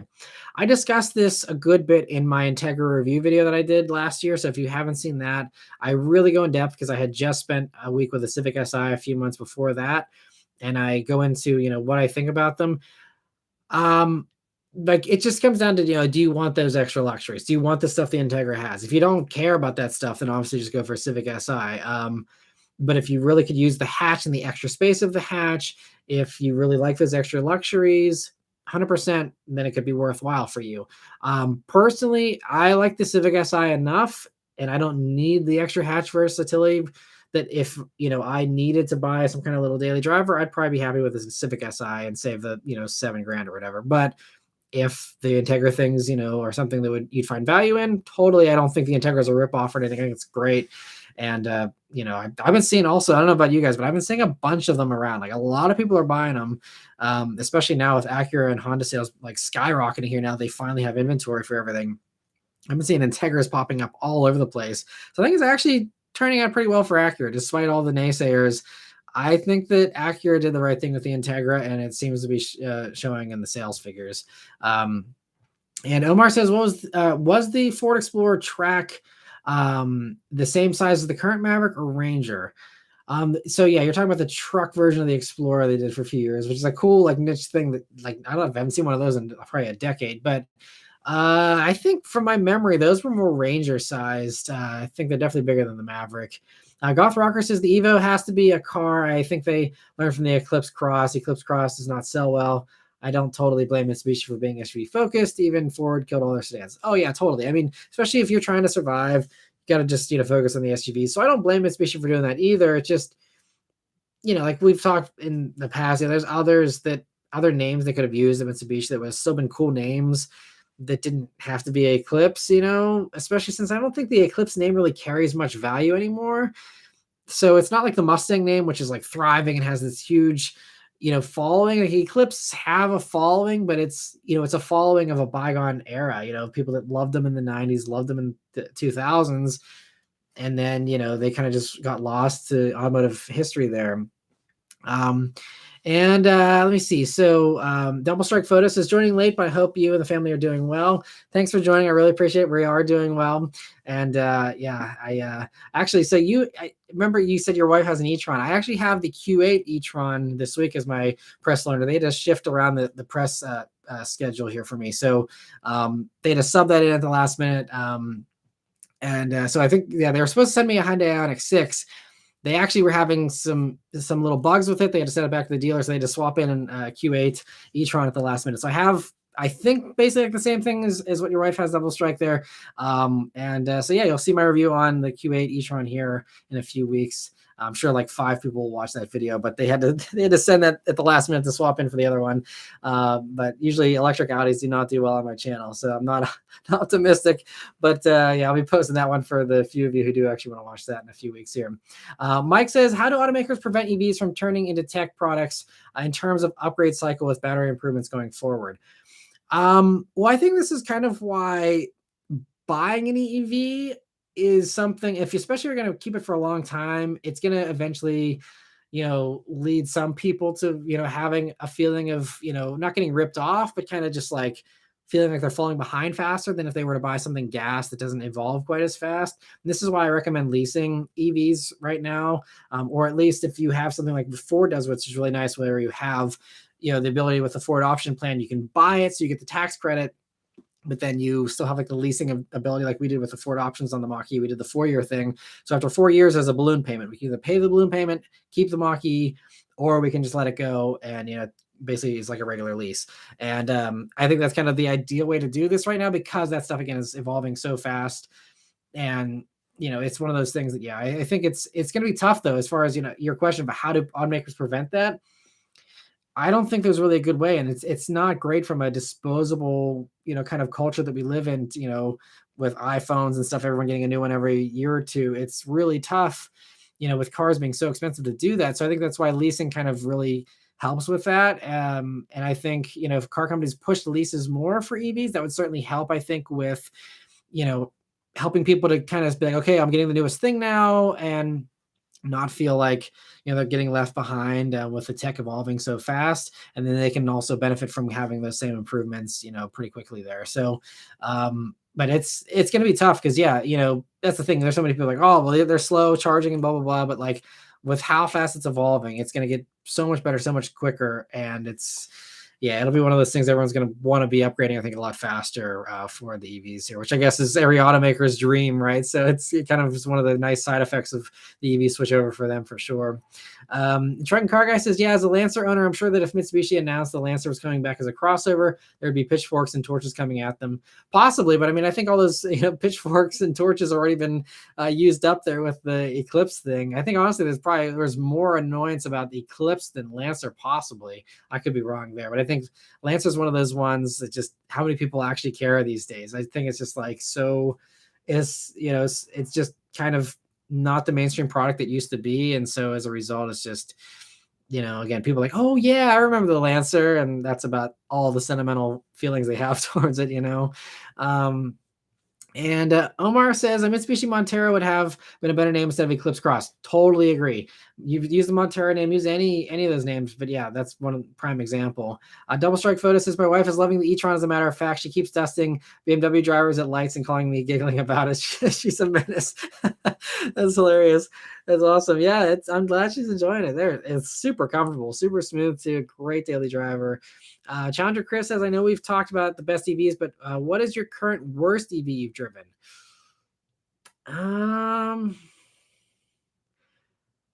That's a good question. None of them have been like horrible to drive.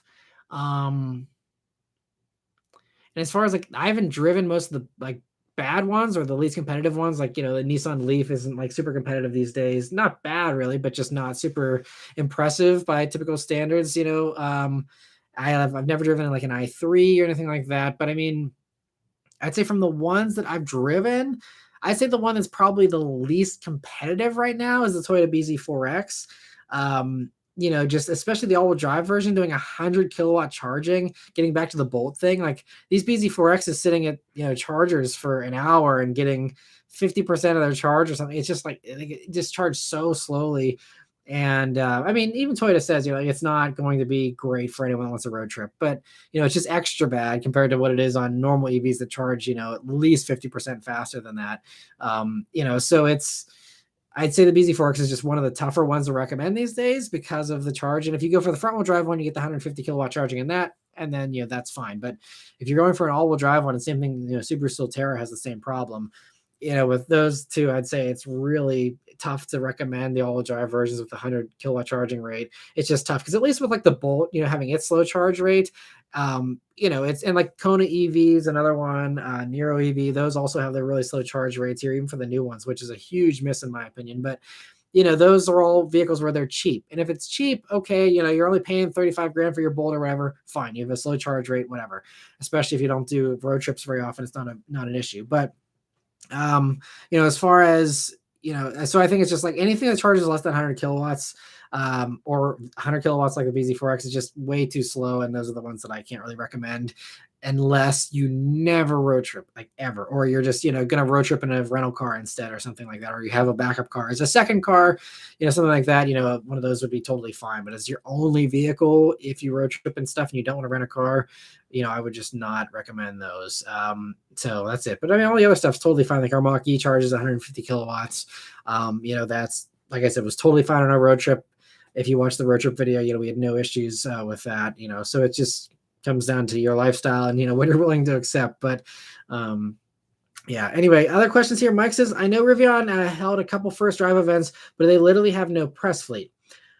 No, they do have a press fleet because I know like Jason Camisa and some of those top guys did get Rivian press vehicles. I think it was only for a few days though, so it's not a normal week-long loan like it is for other companies. But they do have press vehicles. They probably only have a handful at most though, so there's not a lot. But I know it's not. They don't have anything in my area, I don't think, because like Sophion, who's in my same area here for my Redline reviews, I don't think he's gotten a Rivian press vehicle, and he obviously having like 1 million subscribers would get them, before I would. So if he's not getting one, then I don't think there's any that I will ever be able to get in the meantime. But Double Strike Photo says between Rivian and Lucid, I'm really curious to see Matt's perspective. I heard so much wildly varying feedback on those two companies. Some say service is even worse than Tesla. Yikes. Yeah, that's the problem with any of these things where it's like if you don't have a ton of service centers, it's really annoying. Even Polestar. I mean, I think I talked about this last week, but Polestar, if you get a Polestar right now, even though there's Volvo dealers 10 minutes away from me, a Polestar, if it fails, I have to have them ship it down to Washington, D.C. So a flatbed truck's got to come from D.C. with a loaner vehicle, swap out for my Polestar 2 or whatever, and then take it down to DC. And that's one of the things, like we considered a Polestar whenever we were shopping the Mach-E, but it was like, it's a non-starter because most of these EVs are glitchy. And if you have to send it in, even if it's not a total failure, even if you have to have it looked at for some kind of glitch, it turns into an enormous headache. So I think that's one of the huge advantages that Ford has. And I think this is why the dealers don't need to freak out too much just yet, as long as they're willing to hire EV techs, because these things do have these teething issues, and they're figuring out the electric stuff as well. And it's not 100% reliable yet, and so there's some money to be made there in the service department. And with Ford having the network that they have and GM having the network they have, that's going to be a huge draw for people. And that was a huge draw for us, whenever we have 5 Ford dealers within a, 10 or 15 mile radius from us, like it makes it a whole lot better, if you ever do have an issue, which you don't want to think about having issues and you don't want to have to plan for that. But if you're someone who's a worrywart like myself, you want to think about that stuff. And, I think that's going to be the tough thing for both those companies. And like I said, Polestar and many other companies, until they have, huge networks, which is going to take forever, because even Tesla, still isn't great in some places. So that's the tough thing. And it's part of the wild west of these new companies. They have the benefits of like, oh, we have no dealers to worry about, which is great and a huge advantage in some ways. But then the service is the back end part that some people don't really think about as much, where it's a giant headache sometimes. DBX driver or DXB driver says, what do you think about the Ruelto by Lamborghini? I think they're great. I did do a weekly update where I covered the Ruelto and I give all my thoughts on it there. So if you search for my name and Ruelto on the channel, you'll get all my thoughts on it there. But I think it's pretty cool. I just wish that the engine sounded cooler, because for some reason Lamborghini's new V12 here and it's very similar in the Aventador. They all have this like artificial tone to me. It doesn't sound as good as the V12s from other car companies. So that's my only complaint. It's a dumb complaint to have, I know, but if I had the money for one, I would rather have a Ferrari or an Aston Martin or something that has a better sounding V12 personally. But they're really cool. Otherwise, I think it's really awesome what they've done with them. I think the styling looks great, and yeah, I like them a lot. Mike says, isn't the Hummer EV only able to be serviced at very select few dealerships, or no? I don't remember that. I have no clue about that. You could very well be right. I haven't heard that, but that could totally be an issue with those for sure. Because I mean, yeah, some dealers, a lot of like even Ford dealers, they don't have the EV certification or whatever. Especially some of the small town dealers, they didn't want to pay for that whole thing and put their techs through that program. So there are, it's not like all GM and Ford dealers can do the EV servicing, but at least there's still probably way more than there are Tesla service places, and especially Rivian and Lucid service places for sure. Andrew Paul says, has anyone heard about the rumors of the new Jaws Charger being offered with ICE engine options? Yeah, I did a weekly update where I talked about that. But so I guess if you're following up, about have I heard anything more about that? I have not heard anything new about that. No new rumors just yet. We know Roadkill Nights is coming up in August, and they'll be showing us something there most likely. So we don't have much longer to wait, another 2 months or so here before we hopefully get something official whether that's them showing off the actual production Charger EV or them saying, surprise, there's going to be a new gas version too, or something like that. I don't know. We'll have to see. But I've not heard anything new yet. And Elijah says, hey, Matt, just finished a hike at Bushkill Falls in PA. How was your weekend? It was great. We went down to the Arts Festival here in Pittsburgh yesterday, had a good time, and glad you're having a good time as well. Congrats on the hike there. Let me see. So Sanjeev says, hey, Matt, great video. I am in the market for a new luxury vehicle, 5-seater, and was wondering what is the best luxury vehicles to buy now. I mean, it's going to come down to your preferences here, as far as, whether you need something that's an SUV or a sedan, what brands you like. Everyone has their preferences and their unique needs and wants. So it's really hard to give a blanket response for everyone. So it's going to come down to, what you prefer. I'd say, it seems like the new E-Class seems really nice from what we've seen. The new 5 Series seems really nice. With those, depending on, how you feel about the styling and those brands and all that.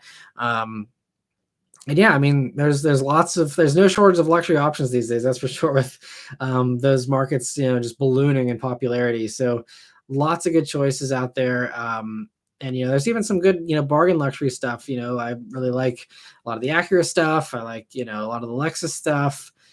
There's a lot of good choices out there for people. So it's just one of those questions where there's way too many options to get into. But if you'd like to send me a message on Facebook, that's where I kind of discuss back and forth with people, kind of drill down exactly, the extra context of what you need and want and what you're looking for and what you like. I can maybe give you some better recommendations there if you're up for sending a message there. And Challenger Chris says, I'm curious, when you get a press vehicle for a week, how are you responsible for the vehicle? I figure they have insurance on them, but are you liable in any way? So the way the insurance works on press vehicles is that the cars themselves are insured by the manufacturer. So they carry their own insurance.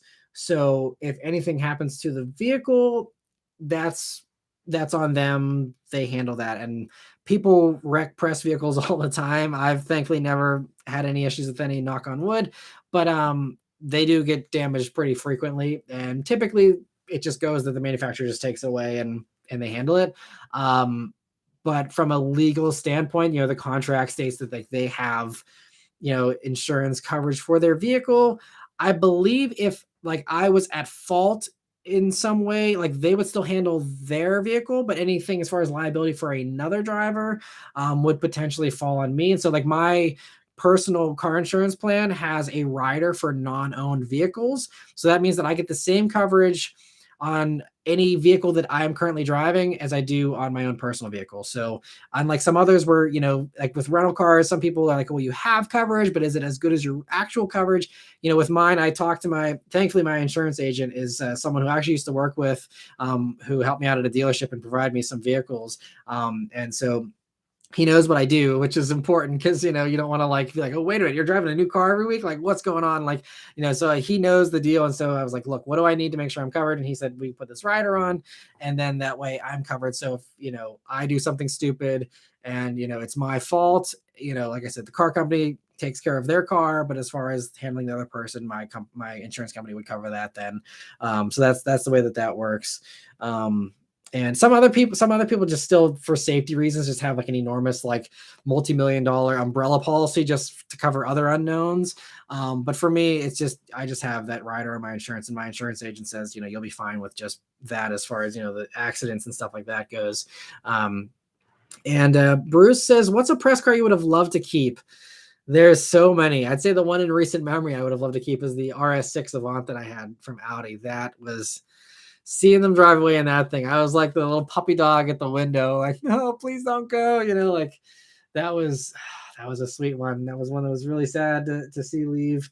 There's been a bunch though where I've been really sad to see them go and just see them driving away. And I'm like, man, a CTS Vs, the Blackwing CT5V, that was on another one where I was like, man, please just leave this car. I don't want to have it go. It's just so many fun ones like that. So anything like that, all my favorite things that I've reviewed are the ones where I've definitely wanted to keep them. But unfortunately, that's not the way it works. It'd be nice if it did. Mike says, worst experiences dealing with a press fleet manager. Well, I don't really want to kiss and tell as far as I don't want to like really badmouth anyone in particular. I can just I guess to kind of answer your question though, what I can say is that they have a lot of pieces to juggle. There's a lot of stuff, and there are certainly some of the press suite managers that do a better job than others. In some ways, but they all work really nice. They're all really nice people. It's just sometimes it's just a hassle trying to juggle schedules, and they have a bunch of other people, and they have their own priorities as far as they need to get certain people into certain cars because some journalists will complain if someone gets a car before or if I get a car before someone else does, things like that. Most journalists are really cool, but some of the older generation, they have this like pecking order, and that needs to be maintained. So there's those types of things they got to juggle, and there's some other stuff, but it's just. I think that the bottom line for me, and the thing that I enjoy the most about the companies that have the best experiences with me are that they're just open, and they're like, hey, look, here's what we got, like pick it off a list, and we'll send it to you, and that's that. Or if it's something where I'm like, hey, I really want to get into this vehicle, some of them, it's just like I don't hear anything, and it's just like I'm wondering, like, well, I don't know when I'm going to ever get this thing. Whereas some others are like, hey, we're probably going to get this in like June or July, but don't hold me to it. But like, this is when we're hopefully going to get it. We got to get these 5 people in it first, and then you can get in it already. And they kind of, are more open disclosure, so I can plan ahead and be like, okay, well, this is when I'm getting this car. Those are the kind of experiences where it makes it easier for me, but. It's a very nice thing to have people, giving me free cars for a week, brand new, filled up with gas in the driveway. They deliver them 4 hours. It's not something I can really complain about, regardless of, the ones that are, a little bit trickier to deal with sometimes. But yeah, it's usually a pretty good experience for the most part. And it's just sometimes, having to wait for stuff. And a lot of times it's just the manufacturer too, where it's just like, why have they not sent this to our fleet? And it's just because I'm where I would live. If I lived in LA or New York, I'd get stuff a lot sooner. But because of where I live, I'm kind of lower on the totem pole for, getting some of this stuff too. So there's some of that. And I'm also not the biggest YouTuber out there. So again, there's people that are more deserving of these cars before me that are, getting them. And so that's part of why sometimes I have a longer waiting period for some of the stuff too. But it's a very interesting component, but yeah, it's one of those things though, there's a lot of back and forth as far as, trying to figure out what cars to accept, what cars to not accept. And there's a lot of behind the scenes like hair pulling for me where I'm like like trying to do something I know you guys are going to want to watch, but also like, hey, like, for them it's like our guy's coming from DC and he needs a ride back, so we need to, like, we have this car we know you really want, we have this car 2 weeks later we know you really want, we got to fill in this week, here's the like 4 cars you have to pick from. And it's like, okay, well, which of these 4 can I pick that's going to get some views, but none of them are ideal? And so it's like those types of back and forth things. And then again, someone wrecks a car, and then all of a sudden they're like, oh, we don't have a car for you, can you take this one instead? And I'm like, well, that wouldn't do as well, but whatever. And there's just those types of things that no one sees. They just see the highlight reel, and that's it. But there's a whole lot of drama usually behind the scenes as far as trying to figure out what cars to pick and what to do. But I'm even thankful I get to pick press vehicles, because one other little side thing is, like, a lot of the people I talk to from other regions, they don't get to pick their press vehicles. Like, it's just like, this is what shows up in their driveway. They don't even get any kind of warning. They're just like, here's what you're getting. And they have no choice in the matter, which for me would have like sank my YouTube channel. If they just sent me whatever and I was expected to just like take whatever they want to send me, like, I would have done so many worse videos that just like didn't get any views, because I would know these things would not be, popular, but it'd be something I'd have to do because they sent it to me. And thus, thankfully, I don't have my hands tied like some others do. And I'm able to pick and choose. Like, I don't want this one, I do want this one, and I have that veto power, which is really important. But a lot of people do not have that, and that makes it tough. If I just had to review whatever showed up on my driveway every week, it would be a lot harder and a lot less enjoyable, I think. Let me see though. Simple and Yummy says, Matt, you should look at the Hongqi L5. It's an ultra luxury Chinese car, which is styled like some 50s, 60s American cars. Looks very beautiful. Cool. I'll have to check it out. I've never heard of that before. and says it uses a state car some places. That sounds pretty cool. I'll have to check it out. Thanks for the tip. CK says, have you driven any Polestar vehicles? If so, what's your opinion on them? I've not driven any of them. I would imagine they'll drive very much like the Volvo XC40 Recharge that I reviewed, but I've never driven them, so I can't really say. And Mike says, are the fleets primarily West Coast and East Coast based, and everyone else in the middle is kind of, well, out of luck? I know Mark and Jack have some issues sometimes. Yeah, they are also in a non-ideal region where they're at too, and that makes it tough. I mean, like, yeah, someone else mentioned earlier about, they do really good comparison videos, and I mean, man, talking to Mark especially about the enormous headaches it is to wrangle all those cars together. I mean, it's really, I feel so bad for those guys because they work so hard. I mean, the views, show that, people really appreciate what they do. But I mean, those guys are really burning the candles at both ends with how hard it is to set that kind of stuff up. Like, they deserve all the views. Savage Geese, they do fantastic videos already. It's not like I need to plug them or anything, but please go watch their stuff if you have the time. They are some of the best videos. They're some of the nicest guys too. They're so cool. Obviously, they're very quirky with the humor on the channel and all that. But I mean, the amount of work that goes into those videos, I hope that someday they do like a behind the scenes thing or like a tell all thing where they really get into like all the crap they have to go through to do those. But it is an enormous amount of work.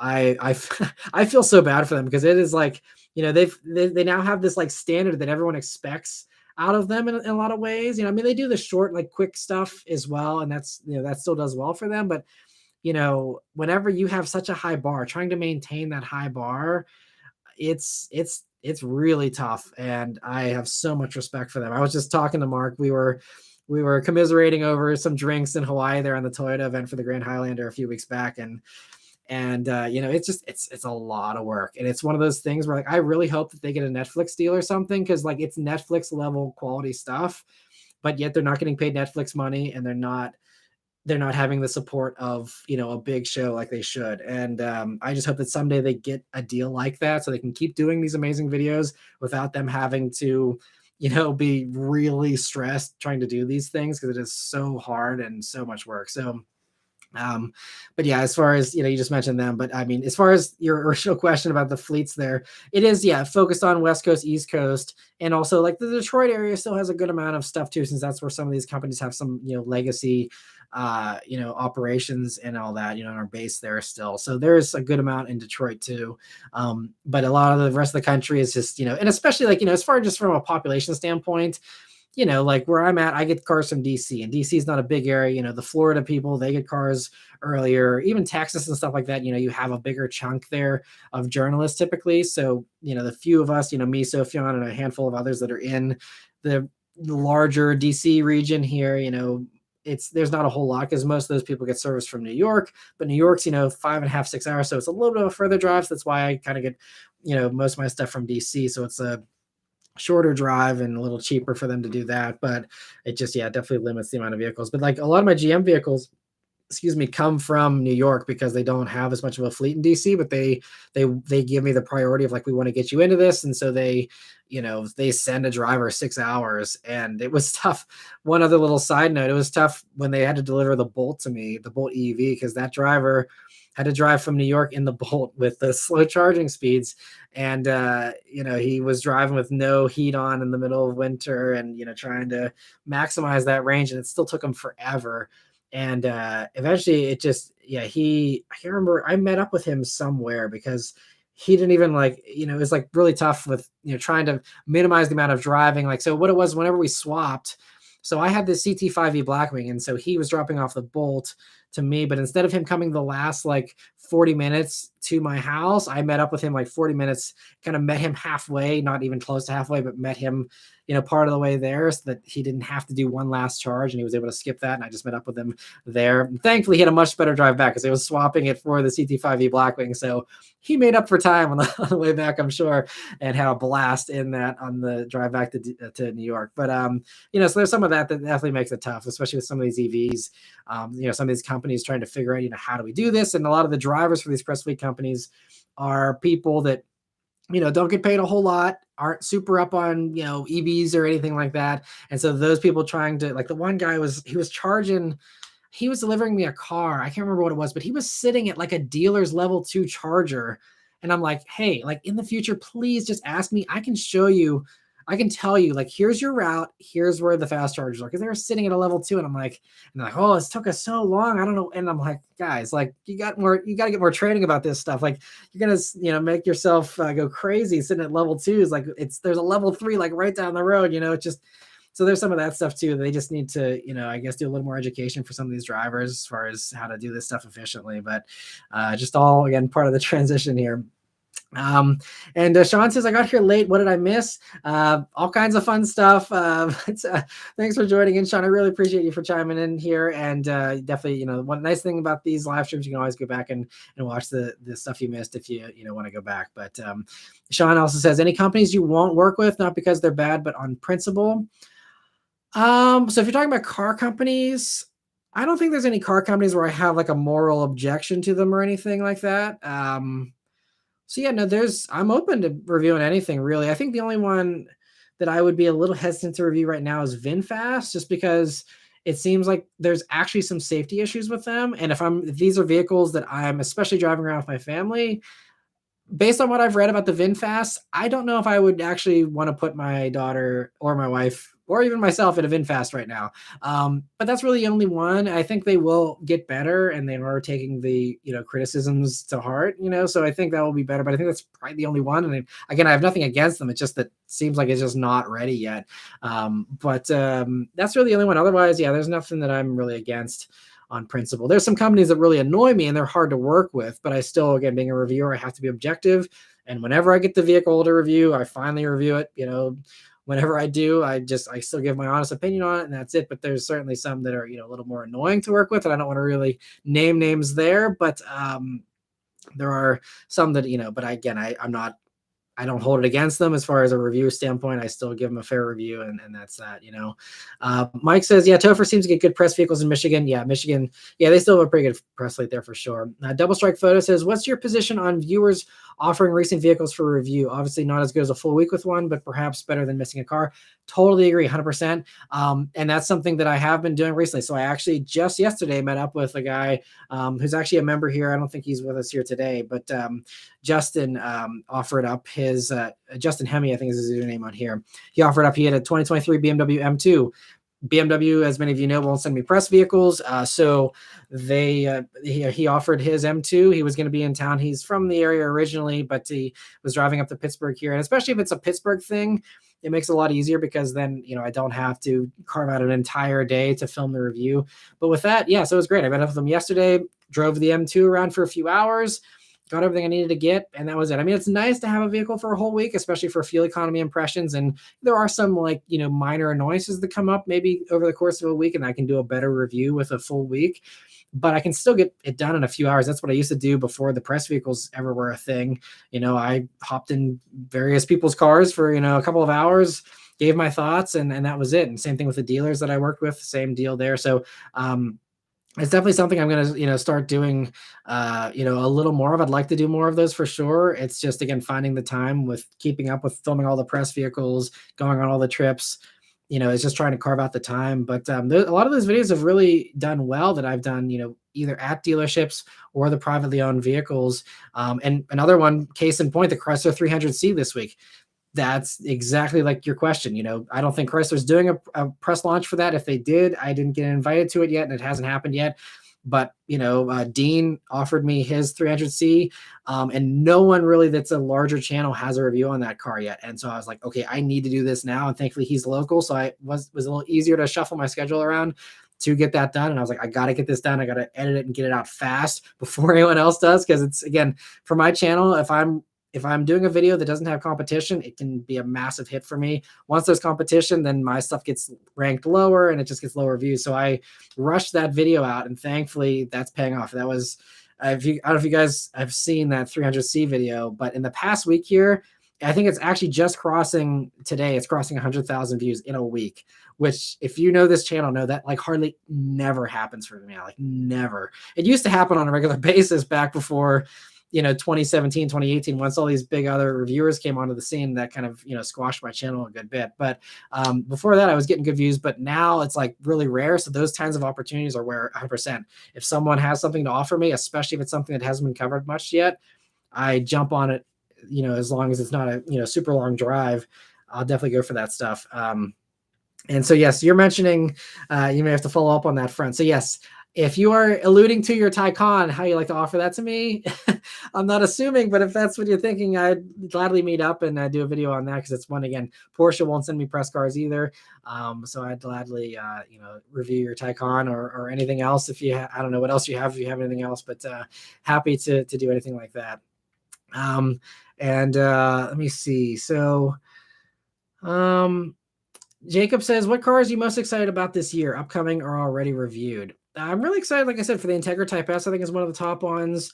Other cars this year, GX, just came out, but that's not going to really be arriving until next year. So that's a little bit further out.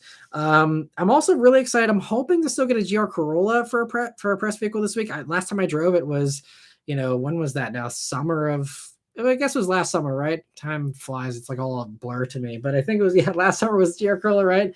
Yeah. So that is what I'm still waiting to spend a week with. I have not driven a GR Corolla on street. I drove it around the little track, or the street around the track, but that's it. So I'm still waiting to have an actual street drive in a GR Corolla. I still am very optimistic and excited about that car. So that's one that I'm anxiously anticipating. I'm also really excited to spend a week with a Type R because I just did the first drive in California last year with that, but I have not had one of those yet for a week. So those are some of the ones I'm most excited about. So yeah, I don't know. I think those are probably like those are the ones that always are most exciting to me. And I think most exciting to you guys as well are the affordable-ish, performance, things. It's kind of this thing that still resonates with me the most. So those are the ones I'm probably most excited for. But as far as like new car releases, I'd love to try out the new Mustang, even though I don't love the interior. I would love to try that. I'm hoping to review one at some point this year. But I know I'm not invited to the Ford Drive event, so I won't be on that first wave of reviews for that. But I'm hoping that I can get a press vehicle from them quick. I'm not optimistic about that, but I hope to review a 2024 Mustang at some point this year, and I'm excited to try that out. But that's the only ones off the top of my head. It's so hard. I always have to look back and okay, what's actually coming out this year, and which of those things am I most excited for. But off the top of my head, those are probably some of the top ones. I'm really excited to see what Dodge does with the Charger EV, if that's what they're showing at Roadkill Nights in August for an actual production version. I'm really excited to see their new developments on their exhaust system for that EV that they're working on and all that. So that's one of the other ones I'm really, I think, excited to follow along that story and see how that, turns up. But anyway, let me see other questions here. So I'm trying to find my place here. Steve says, hi, Matt, are dealerships, GM, Ford, et cetera, in your area installing charging stations to handle EVs they sell? Starting to see it a lot at dealerships here in SoCal. So I believe Ford, I know Ford, I think GM as well, if they are one of the dealers that sells EVs, then they have to at least have one level 2 charger to charge those EVs. But I think beyond that, most dealers, I don't think they really like having charging stations for just anybody because it just crowds up the lot with people who aren't actually interested in buying cars. And, maybe you can get one or two stragglers that come and look at a car or something, but, mostly it's just going to be a waste of space for them. Unless they can justify making money off the charging or something, if they're right on the highway or something, maybe, I don't know. But I don't think there's a ton, at least in my area. I haven't seen any multiple charging bays or anything. It's always just like one level 2 charger, mounted to the outside of a parking spot or something, but that's about it. But it's just interesting that some of them in SoCal are doing that. I'd be curious to see, how common that is. Okay, so I see we got someone spamming here, so we will block this. There we go. Let me see other questions here. So Jacob says, my take is Integra is priced correctly in relation to the Civic Type R. It's just that the Type R is too high to begin with compared to the last gen sticker. Yeah, I can understand that. I think, the only thing I will mention is that, you have to also keep in mind inflation. I know that that's an easy cop out, but there really is some inflation at play here as far as if you look at what $2017 for a Type R, 2017 money compared to 2023 money, it's Yes, it's a little more expensive, but a lot of that price increase that you're seeing from the old Civic Type R to the new one is just a lot of it's inflation. It's the same money, just inflated. I know that doesn't help for people that haven't had a wage increase in 5 years, but at least as far as the car companies are concerned, I think it's fair the way they're pricing a lot of this stuff. But it's just unfortunate that, again, the workers and the buyers are just on the short end of that stick, because we're just all getting screwed by inflation, unfortunately. So it's just the way it goes. But yeah, I mean, I can understand the shock value of a $50,000 Integra, but like I've said many times before, 30 is the new 20 as far as pricing goes. And so if you just rearrange your brain for that, I think that helps to stomach that stuff a little bit easier. But I know it doesn't make it any easier for people who haven't had that same increase in their wages. It doesn't make it any easier. But for a car company, if they have to cover their costs and keep their profit margins the same, and all that, then I think it just makes it tough. So Sean, okay, we got some responses to the spammer here. Double Strike Photo says Toyota is firing on all cylinders with the GR these days. Really cool to see. I totally agree. Sean says lots of clowns on the chat today, Matt. The circus must be in town. I guess so. Yeah, it's just the way it goes. Maybe I'll someday maybe switch these over to be subscribers only for the chats here. That way, you don't have to be a member to comment, but at least if you're a subscriber, that maybe will weed out some of the spammers that are just coming in to hate or whatever. Sean, thank you so much for a super chat as well. He says, when are you coming to California again? I'll let you review my wife's 2012 RAV4. It's actually sought after as it's the last V6 and most power before the plug-in hybrid. Yeah, I mean, I always thought those were cool. I remember when that V6 RAV4 first came out, I actually had a coworker whose mom had one. And he was like, yeah, it's fast. I was smoking all kinds of people in that thing. And I think it was like a sub 6-second 0 to 60 time in that thing. So it was impressive. And so, I mean, honestly, I probably wouldn't be opposed to reviewing that. I mean, I know you're joking and, but I mean, that would be something I'd actually probably be open to reviewing because there's probably still a lot of people searching for those and might actually do pretty well because I've been wanting to do more used reviews. So as far as coming to California again, I don't know, probably relatively soon. A lot of these car companies love doing these programs in California, but as far as actually having free time in California to do something, probably not for a while. I have a friend that currently lives in California, but he's being relocated across the country this summer. So even going to see him won't be in California anymore. So yeah, probably, just be for these quick, like 72-hour trips to drive a car. And that's it, where I have like zero free time on any of those things. Let me see here. Other questions. So Triton Car Guy says, I'm still intending to bring the Magnum to you. Just getting life's just getting in the way. I totally can relate to that. So no worries at all. I totally understand. That's my life story. Life gets in the way. That's a perfect excuse for a lot of the things that are happening here. I mean, I haven't seen Fast 10 yet. There's so many things I'm behind on. Just don't have the time. Life gets in the way, Mike says, Matt, is appropriate to categorize the Model 3 and the Y as luxury vehicles, or is it appropriate to categorize them as luxury vehicles, or are they just mass market EVs given the price changes? I think they're really, coming down market, especially with these price cuts. And, I think the thing about Tesla, they were electric, which used to mean luxury kind of in general. I know that wasn't the case for like, the Leaf and stuff like that, but I think Tesla's kind of had this vibe of luxury, I think partially because, the real big seller for them for a while was just the S and the X. And then whenever you had the 3 and the Y come out, they had that carryover. And so there was that, perception of the brand still.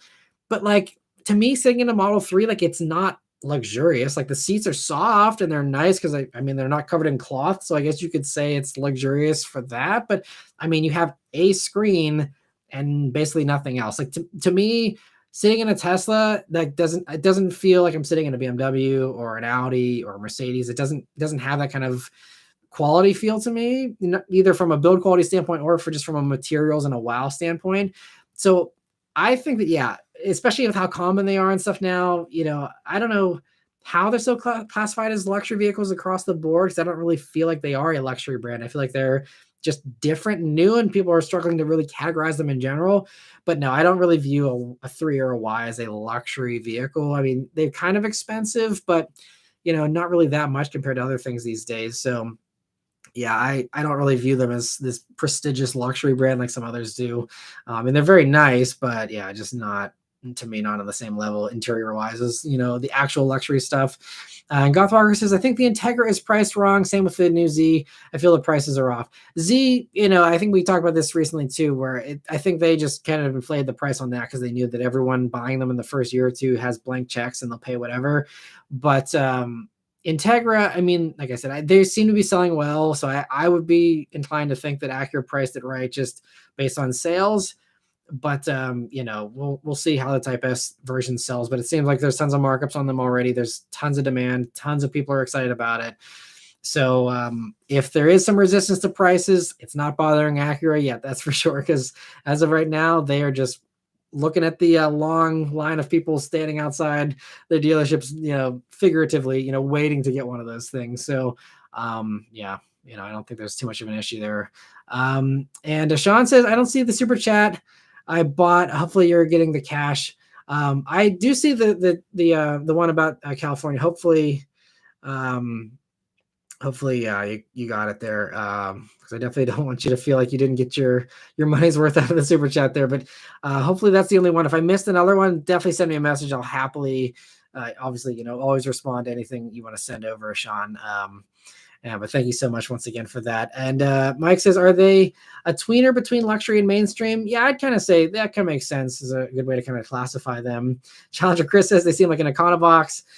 I mean, I don't think it's that bad. To me, it's a nicer interior than I don't know, like a Nissan Versa or something. But it's, I don't know. Just, I mean, they have some nice features to them. I don't want to, trash Tesla, but it just, to me, it's not the same as the other stuff out there than that market. John says it's a 4-speed automatic, but if you're driving 50 and you floor it, you'll chirp the tires faster than my Kia and even my old Trans Am and 280Z off the line. Nice. Yeah, that's fun. And he said, hit me up. I follow you on Instagram. Okay. I'll have to search for your name.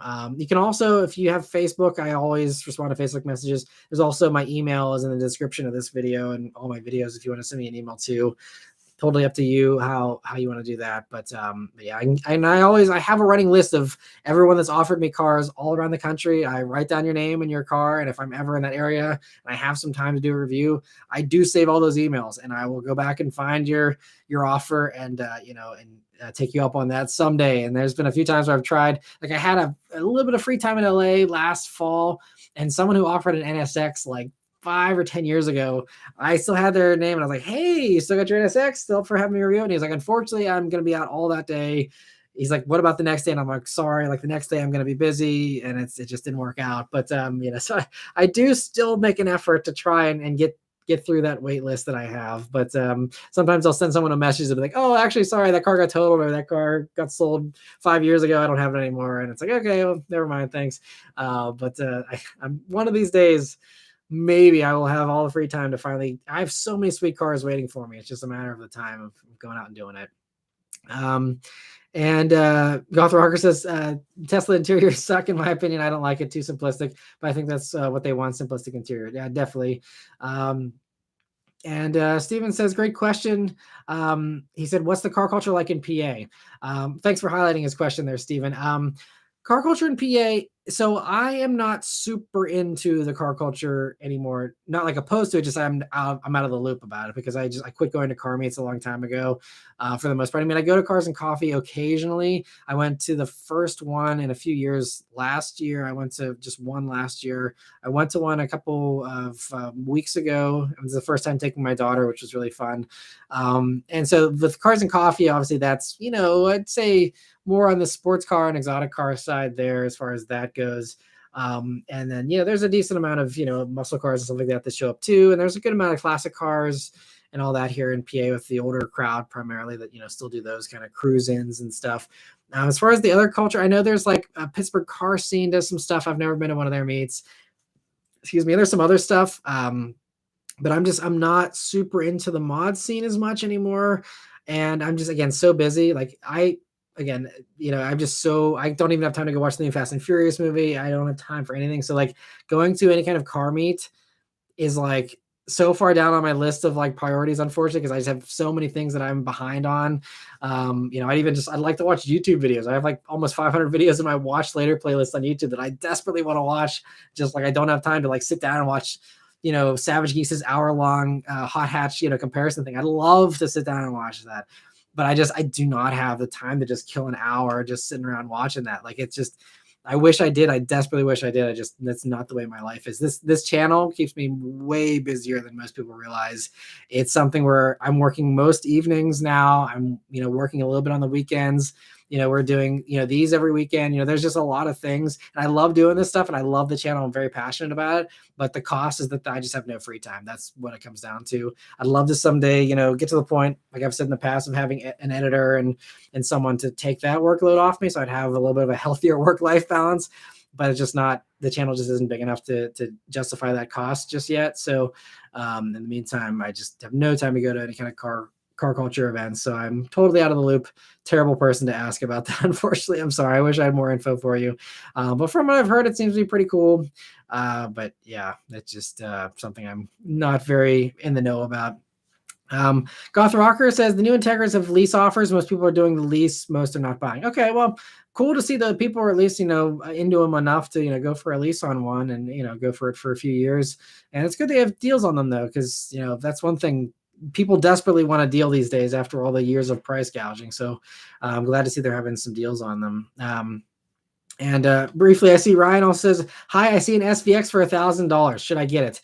Yeah, if it's at all in decent condition, if it's 1,000 or maybe that's 10,000, I'm not sure what you're saying. If it's 10,000, that might be a little hard to justify. If it's $1,000, then yeah, I'd say, yeah, totally. I think an SVX for $1,000 is probably a solid buy. They're so cool. I love doing that one. Hardly anyone watched that video, but I loved reviewing that SVX this winter. It was so fun. And Steve said, just a point of clarification on my earlier question about the dealerships putting in chargers for EVs. These are only for the EVs they are selling, not for the public's general use. Gotcha. Yeah, I think it's just a requirement for these dealers that are selling them. They got to put in the chargers. And I've seen most dealers doing that. It's just the ones, I think, again, some of the smaller town areas where EVs don't have as much appeal, where they're not opting into that electric, selling plan. And so for those ones, they don't have to do the chargers for that. But I think in these bigger cities and stuff, bigger metro areas, they're all going to want to sell the EVs. So they're all going to have those chargers. So Double Strike Photo says, Tesla is best described as a car for people who want a smartphone on wheels. They don't necessarily care about handling or interior quality. Yeah, I think that's a solid way to put it as well. I think they're pretty good driving vehicles. I don't have any complaints with the way they drive necessarily. I think Model 3 Performance handled pretty well in my mind. Definitely wasn't the best, but I think it was totally, respectable for the kind of money it was, especially these days, the kind of money it is. I think they were still totally fine.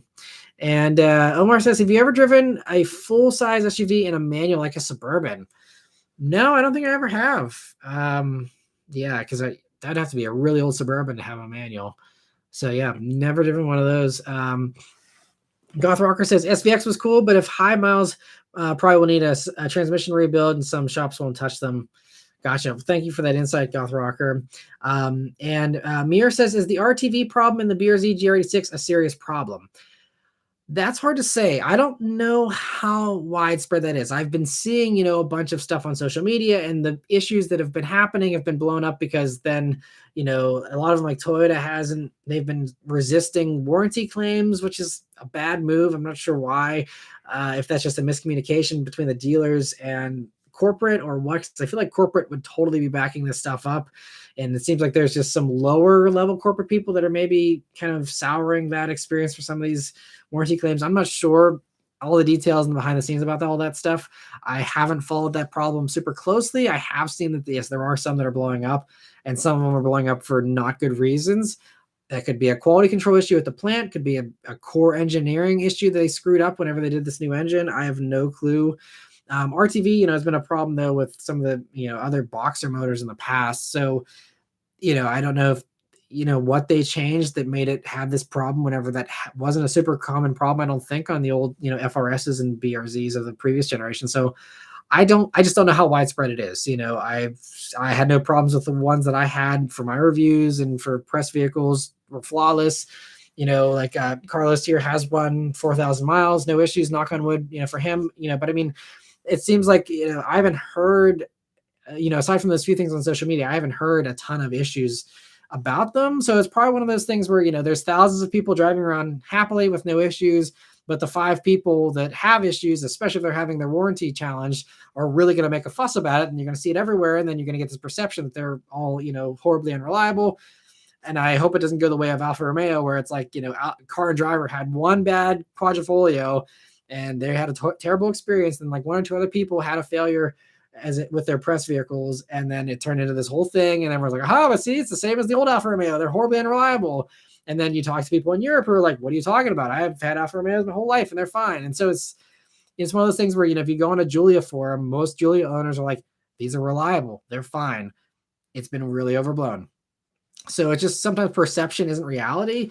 That could be the case with the BRZ and the 86. It could not be. I just don't know which way that swings. But, I would hope it's not a huge problem. And if it is, I hope they fix it quickly and honor all those warranties and, just have a better solution for those people that do get, caught with a dud, I guess I should say. Golf Parker says, I just wish they would stop using the RTV and just use a normal gasket.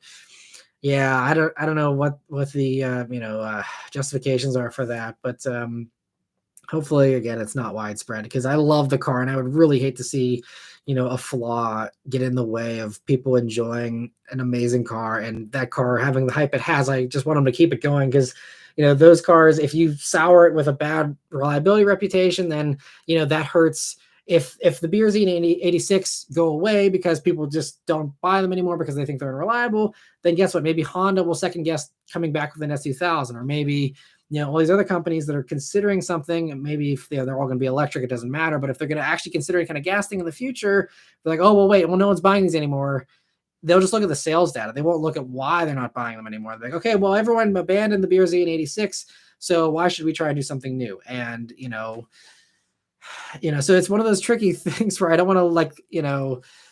want to sour a car's reputation, especially if it's going to hurt the greater enthusiast community as a whole, but I also want, obviously, if they're crap, then I'll say they're crap. I just hopefully they're not crap, and hopefully the BRZ and 86 are solid quality products for the most part.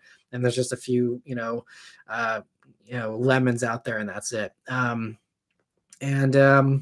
So Greg says Tesla handles well. The weakness is the features and the ride. In his opinion, also the Y is kind of butt ugly. Yeah, I don't like the styling of the Y either. And Double Strike says he likes the look of the Model S, but the front of the Model 3 and Y just look awful to me.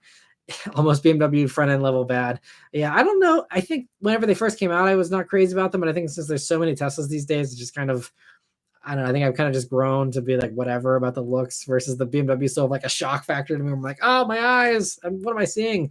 It was so bad. I drove past the BMW dealer yesterday, and they had a few of the XMs, which I haven't actually seen in person until yesterday when I drove past them. But like they had like 3 or 4 of them lined up, which might indicate how well that car is selling. But I will see how that. But anyway, they had multiple XMs just sitting around the lot.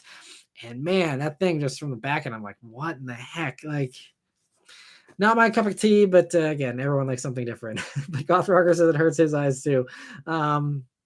Anyway, Aquamat says, is Lexus axing their massive grills with their future products? Any idea? I don't really, it seems like they're kind of reinterpreting it, because with the EV, like the RZ, that has to kind of have that be flush so that they have better efficiency. And like the new TX they just came out with, that kind of still has the grill, but it's all painted in for the most part. So it's like less of the, standout feature that it used to be. But it seems like they're still trying to evolve that spindle grill. They're still kind of talking about that design language. So I think they intend to keep up the grill, but just refining it and changing it and adapting it for the different use cases of, again, it being blocked off for an EV, something like that. So, but I think they're going to stick with it. And they seem to, still like that. And that's another case where I don't think that's actually hurting sales. Lexus, from what I've seen, it didn't hurt RX sales in this past generation whenever they first incorporated that grill. It seems like, there was a little bit of shock and horror there in the beginning, but then everyone seemed to be okay with it. And didn't seem to really hurt Lexus that much, because I think if it did hurt them, they would have changed and reversed course. But it seems like everyone was okay with it after a year or two, and it turned out to be okay. So I think they're going to stick with that and just keep reinterpreting it for the future here. But anyway, we got about 2 minutes here, and then we'll be done. But see if there's a few other questions that I didn't get a chance to answer earlier. Let me see here. And so trying to find some. I think we've done a pretty good job here of answering a lot of them. Scholarly Moose says, Matt, have you been to the Canadian Rockies? Did the drive between Jasper and Banff in Alberta? Absolutely incredible road, or Banff. That's awesome. I've never done any, actually, yeah, I've never done any real driving in Canada. I was in Toronto before I could drive when I was a teenager, and then I was in Montreal for the Formula One race there, the Canadian Grand Prix with Shell back in, I think that was 2017 or 2018. But I was flown into Montreal. I was driven around by Shell the whole time and never had my own personal vehicle to drive there. So I never actually drove in Montreal either myself. So I've never actually driven in Canada. So I'd like to do that someday for sure. I've all kinds of amazing places I'd love to visit in Canada. I have some awesome vehicles that were offered to me in Canada as well. So I'm hoping to make a Canadian trip at some point, but I never have yet. And yeah, I'd love to try it out. That sounds awesome. And let me see here. Any other questions? I got 30 seconds. I mean, I can go a little longer here, but I don't see. So, okay. Comment man says, Matt, what do you think about the new launcher and facelift? I think they fixed the ugly front end. I think it's a huge improvement for sure. I really like the changes there for the launcher end. It just makes it even more appealing. And yeah, I think they did a great job with that. So yeah. Anyway, that's about it here. So thank you so much for all of you that are joining. Okay, I see Mike has one question here I don't want to miss before we go here. He says, do you see a financial auto collapse possibly happening? Oh boy, well, this could be one to make me go a little over time here. He says, currently the prices on everything as a whole cannot be sustainable. Big topic, but yeah. Let me try and do this concisely. So I think that there will be a financial auto collapse. I don't know when, but we're seeing repo rates going up really quickly. We're seeing car payments ballooning, but no one's wages are ballooning. And this is something too, I think, so I'm trying to also figure out how to put this. So, I think personally, you're going to see stuff accelerate with the collapse of the auto stuff. Whenever student loans start to become due again, because that was paused with the whole, pandemic. And whether or not the $10,000 forgiveness thing ends up happening, that's kind of a small piece of the puzzle. But I think, everyone else's federal loans have been paused, and that's going to be ending most likely here at the end of this year, I think. And, that I think that generation that still has student loans are the ones that are living paycheck to paycheck the most. And those are the people I think that are also a little more comfortable, though, of springing up to the expensive stuff, sometimes living beyond their means a little bit more so. So I think that once that happens, obviously they know it's coming. So hopefully, responsible people will be like, okay, I shouldn't buy this because I have to start paying my student loans again. But the people that, were not used to paying those loans for the past few years and maybe took on a little bit more debt than they should have or something, I think you'll see a lot of that hit the fan, at the end of this year, whenever that stuff starts becoming due into next year. And then that could also kind of spiral into a greater, financial issue there, as far as, I don't know about a recession, if that's ever going to happen or not. But I could see that kind of kicking in. That's just my own personal take. I'm no expert, but that's just one thing I keep thinking is I'm hearing about all these repos and stuff. And I'm like, okay, now you're going to, start having everyone have to pay their student loans back again. And that's just going to make things worse for people who don't have any money already. And then you're going to all of a sudden throw big, bills right back on top of them, which, I mean, they're loans, and, I won't get into that whole thing, but, that's just going to make things worse for what is already not an ideal situation for a lot of people, whether it's car industry or just cost of living in general right now. So I think student loans are going to be, to me, the domino that starts the fall. We'll see if I'm right or, if I'm full of crap or whatever. But yeah, repo rates, like you said, they're up to, I think, 8% now.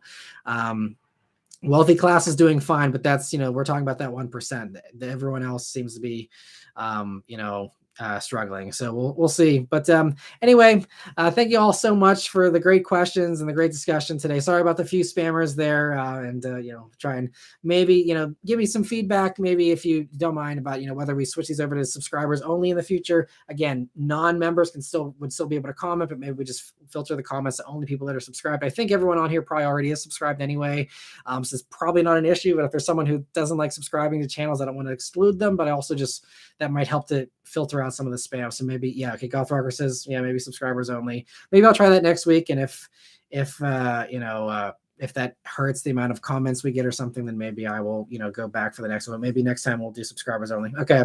So that's everyone's commenting here. So thank you guys for the quick feedback there. So next week we'll do subscribers only. Hopefully that filters out some of the riffraff, and we'll have a better stream here. But I think it was a great one still. Thank you all so much for joining in and for watching. I hope you have a great rest of your weekend here. And I'll see you guys on the next one. Stay tuned for some more good videos here this week. And see you guys on the next one. Take care.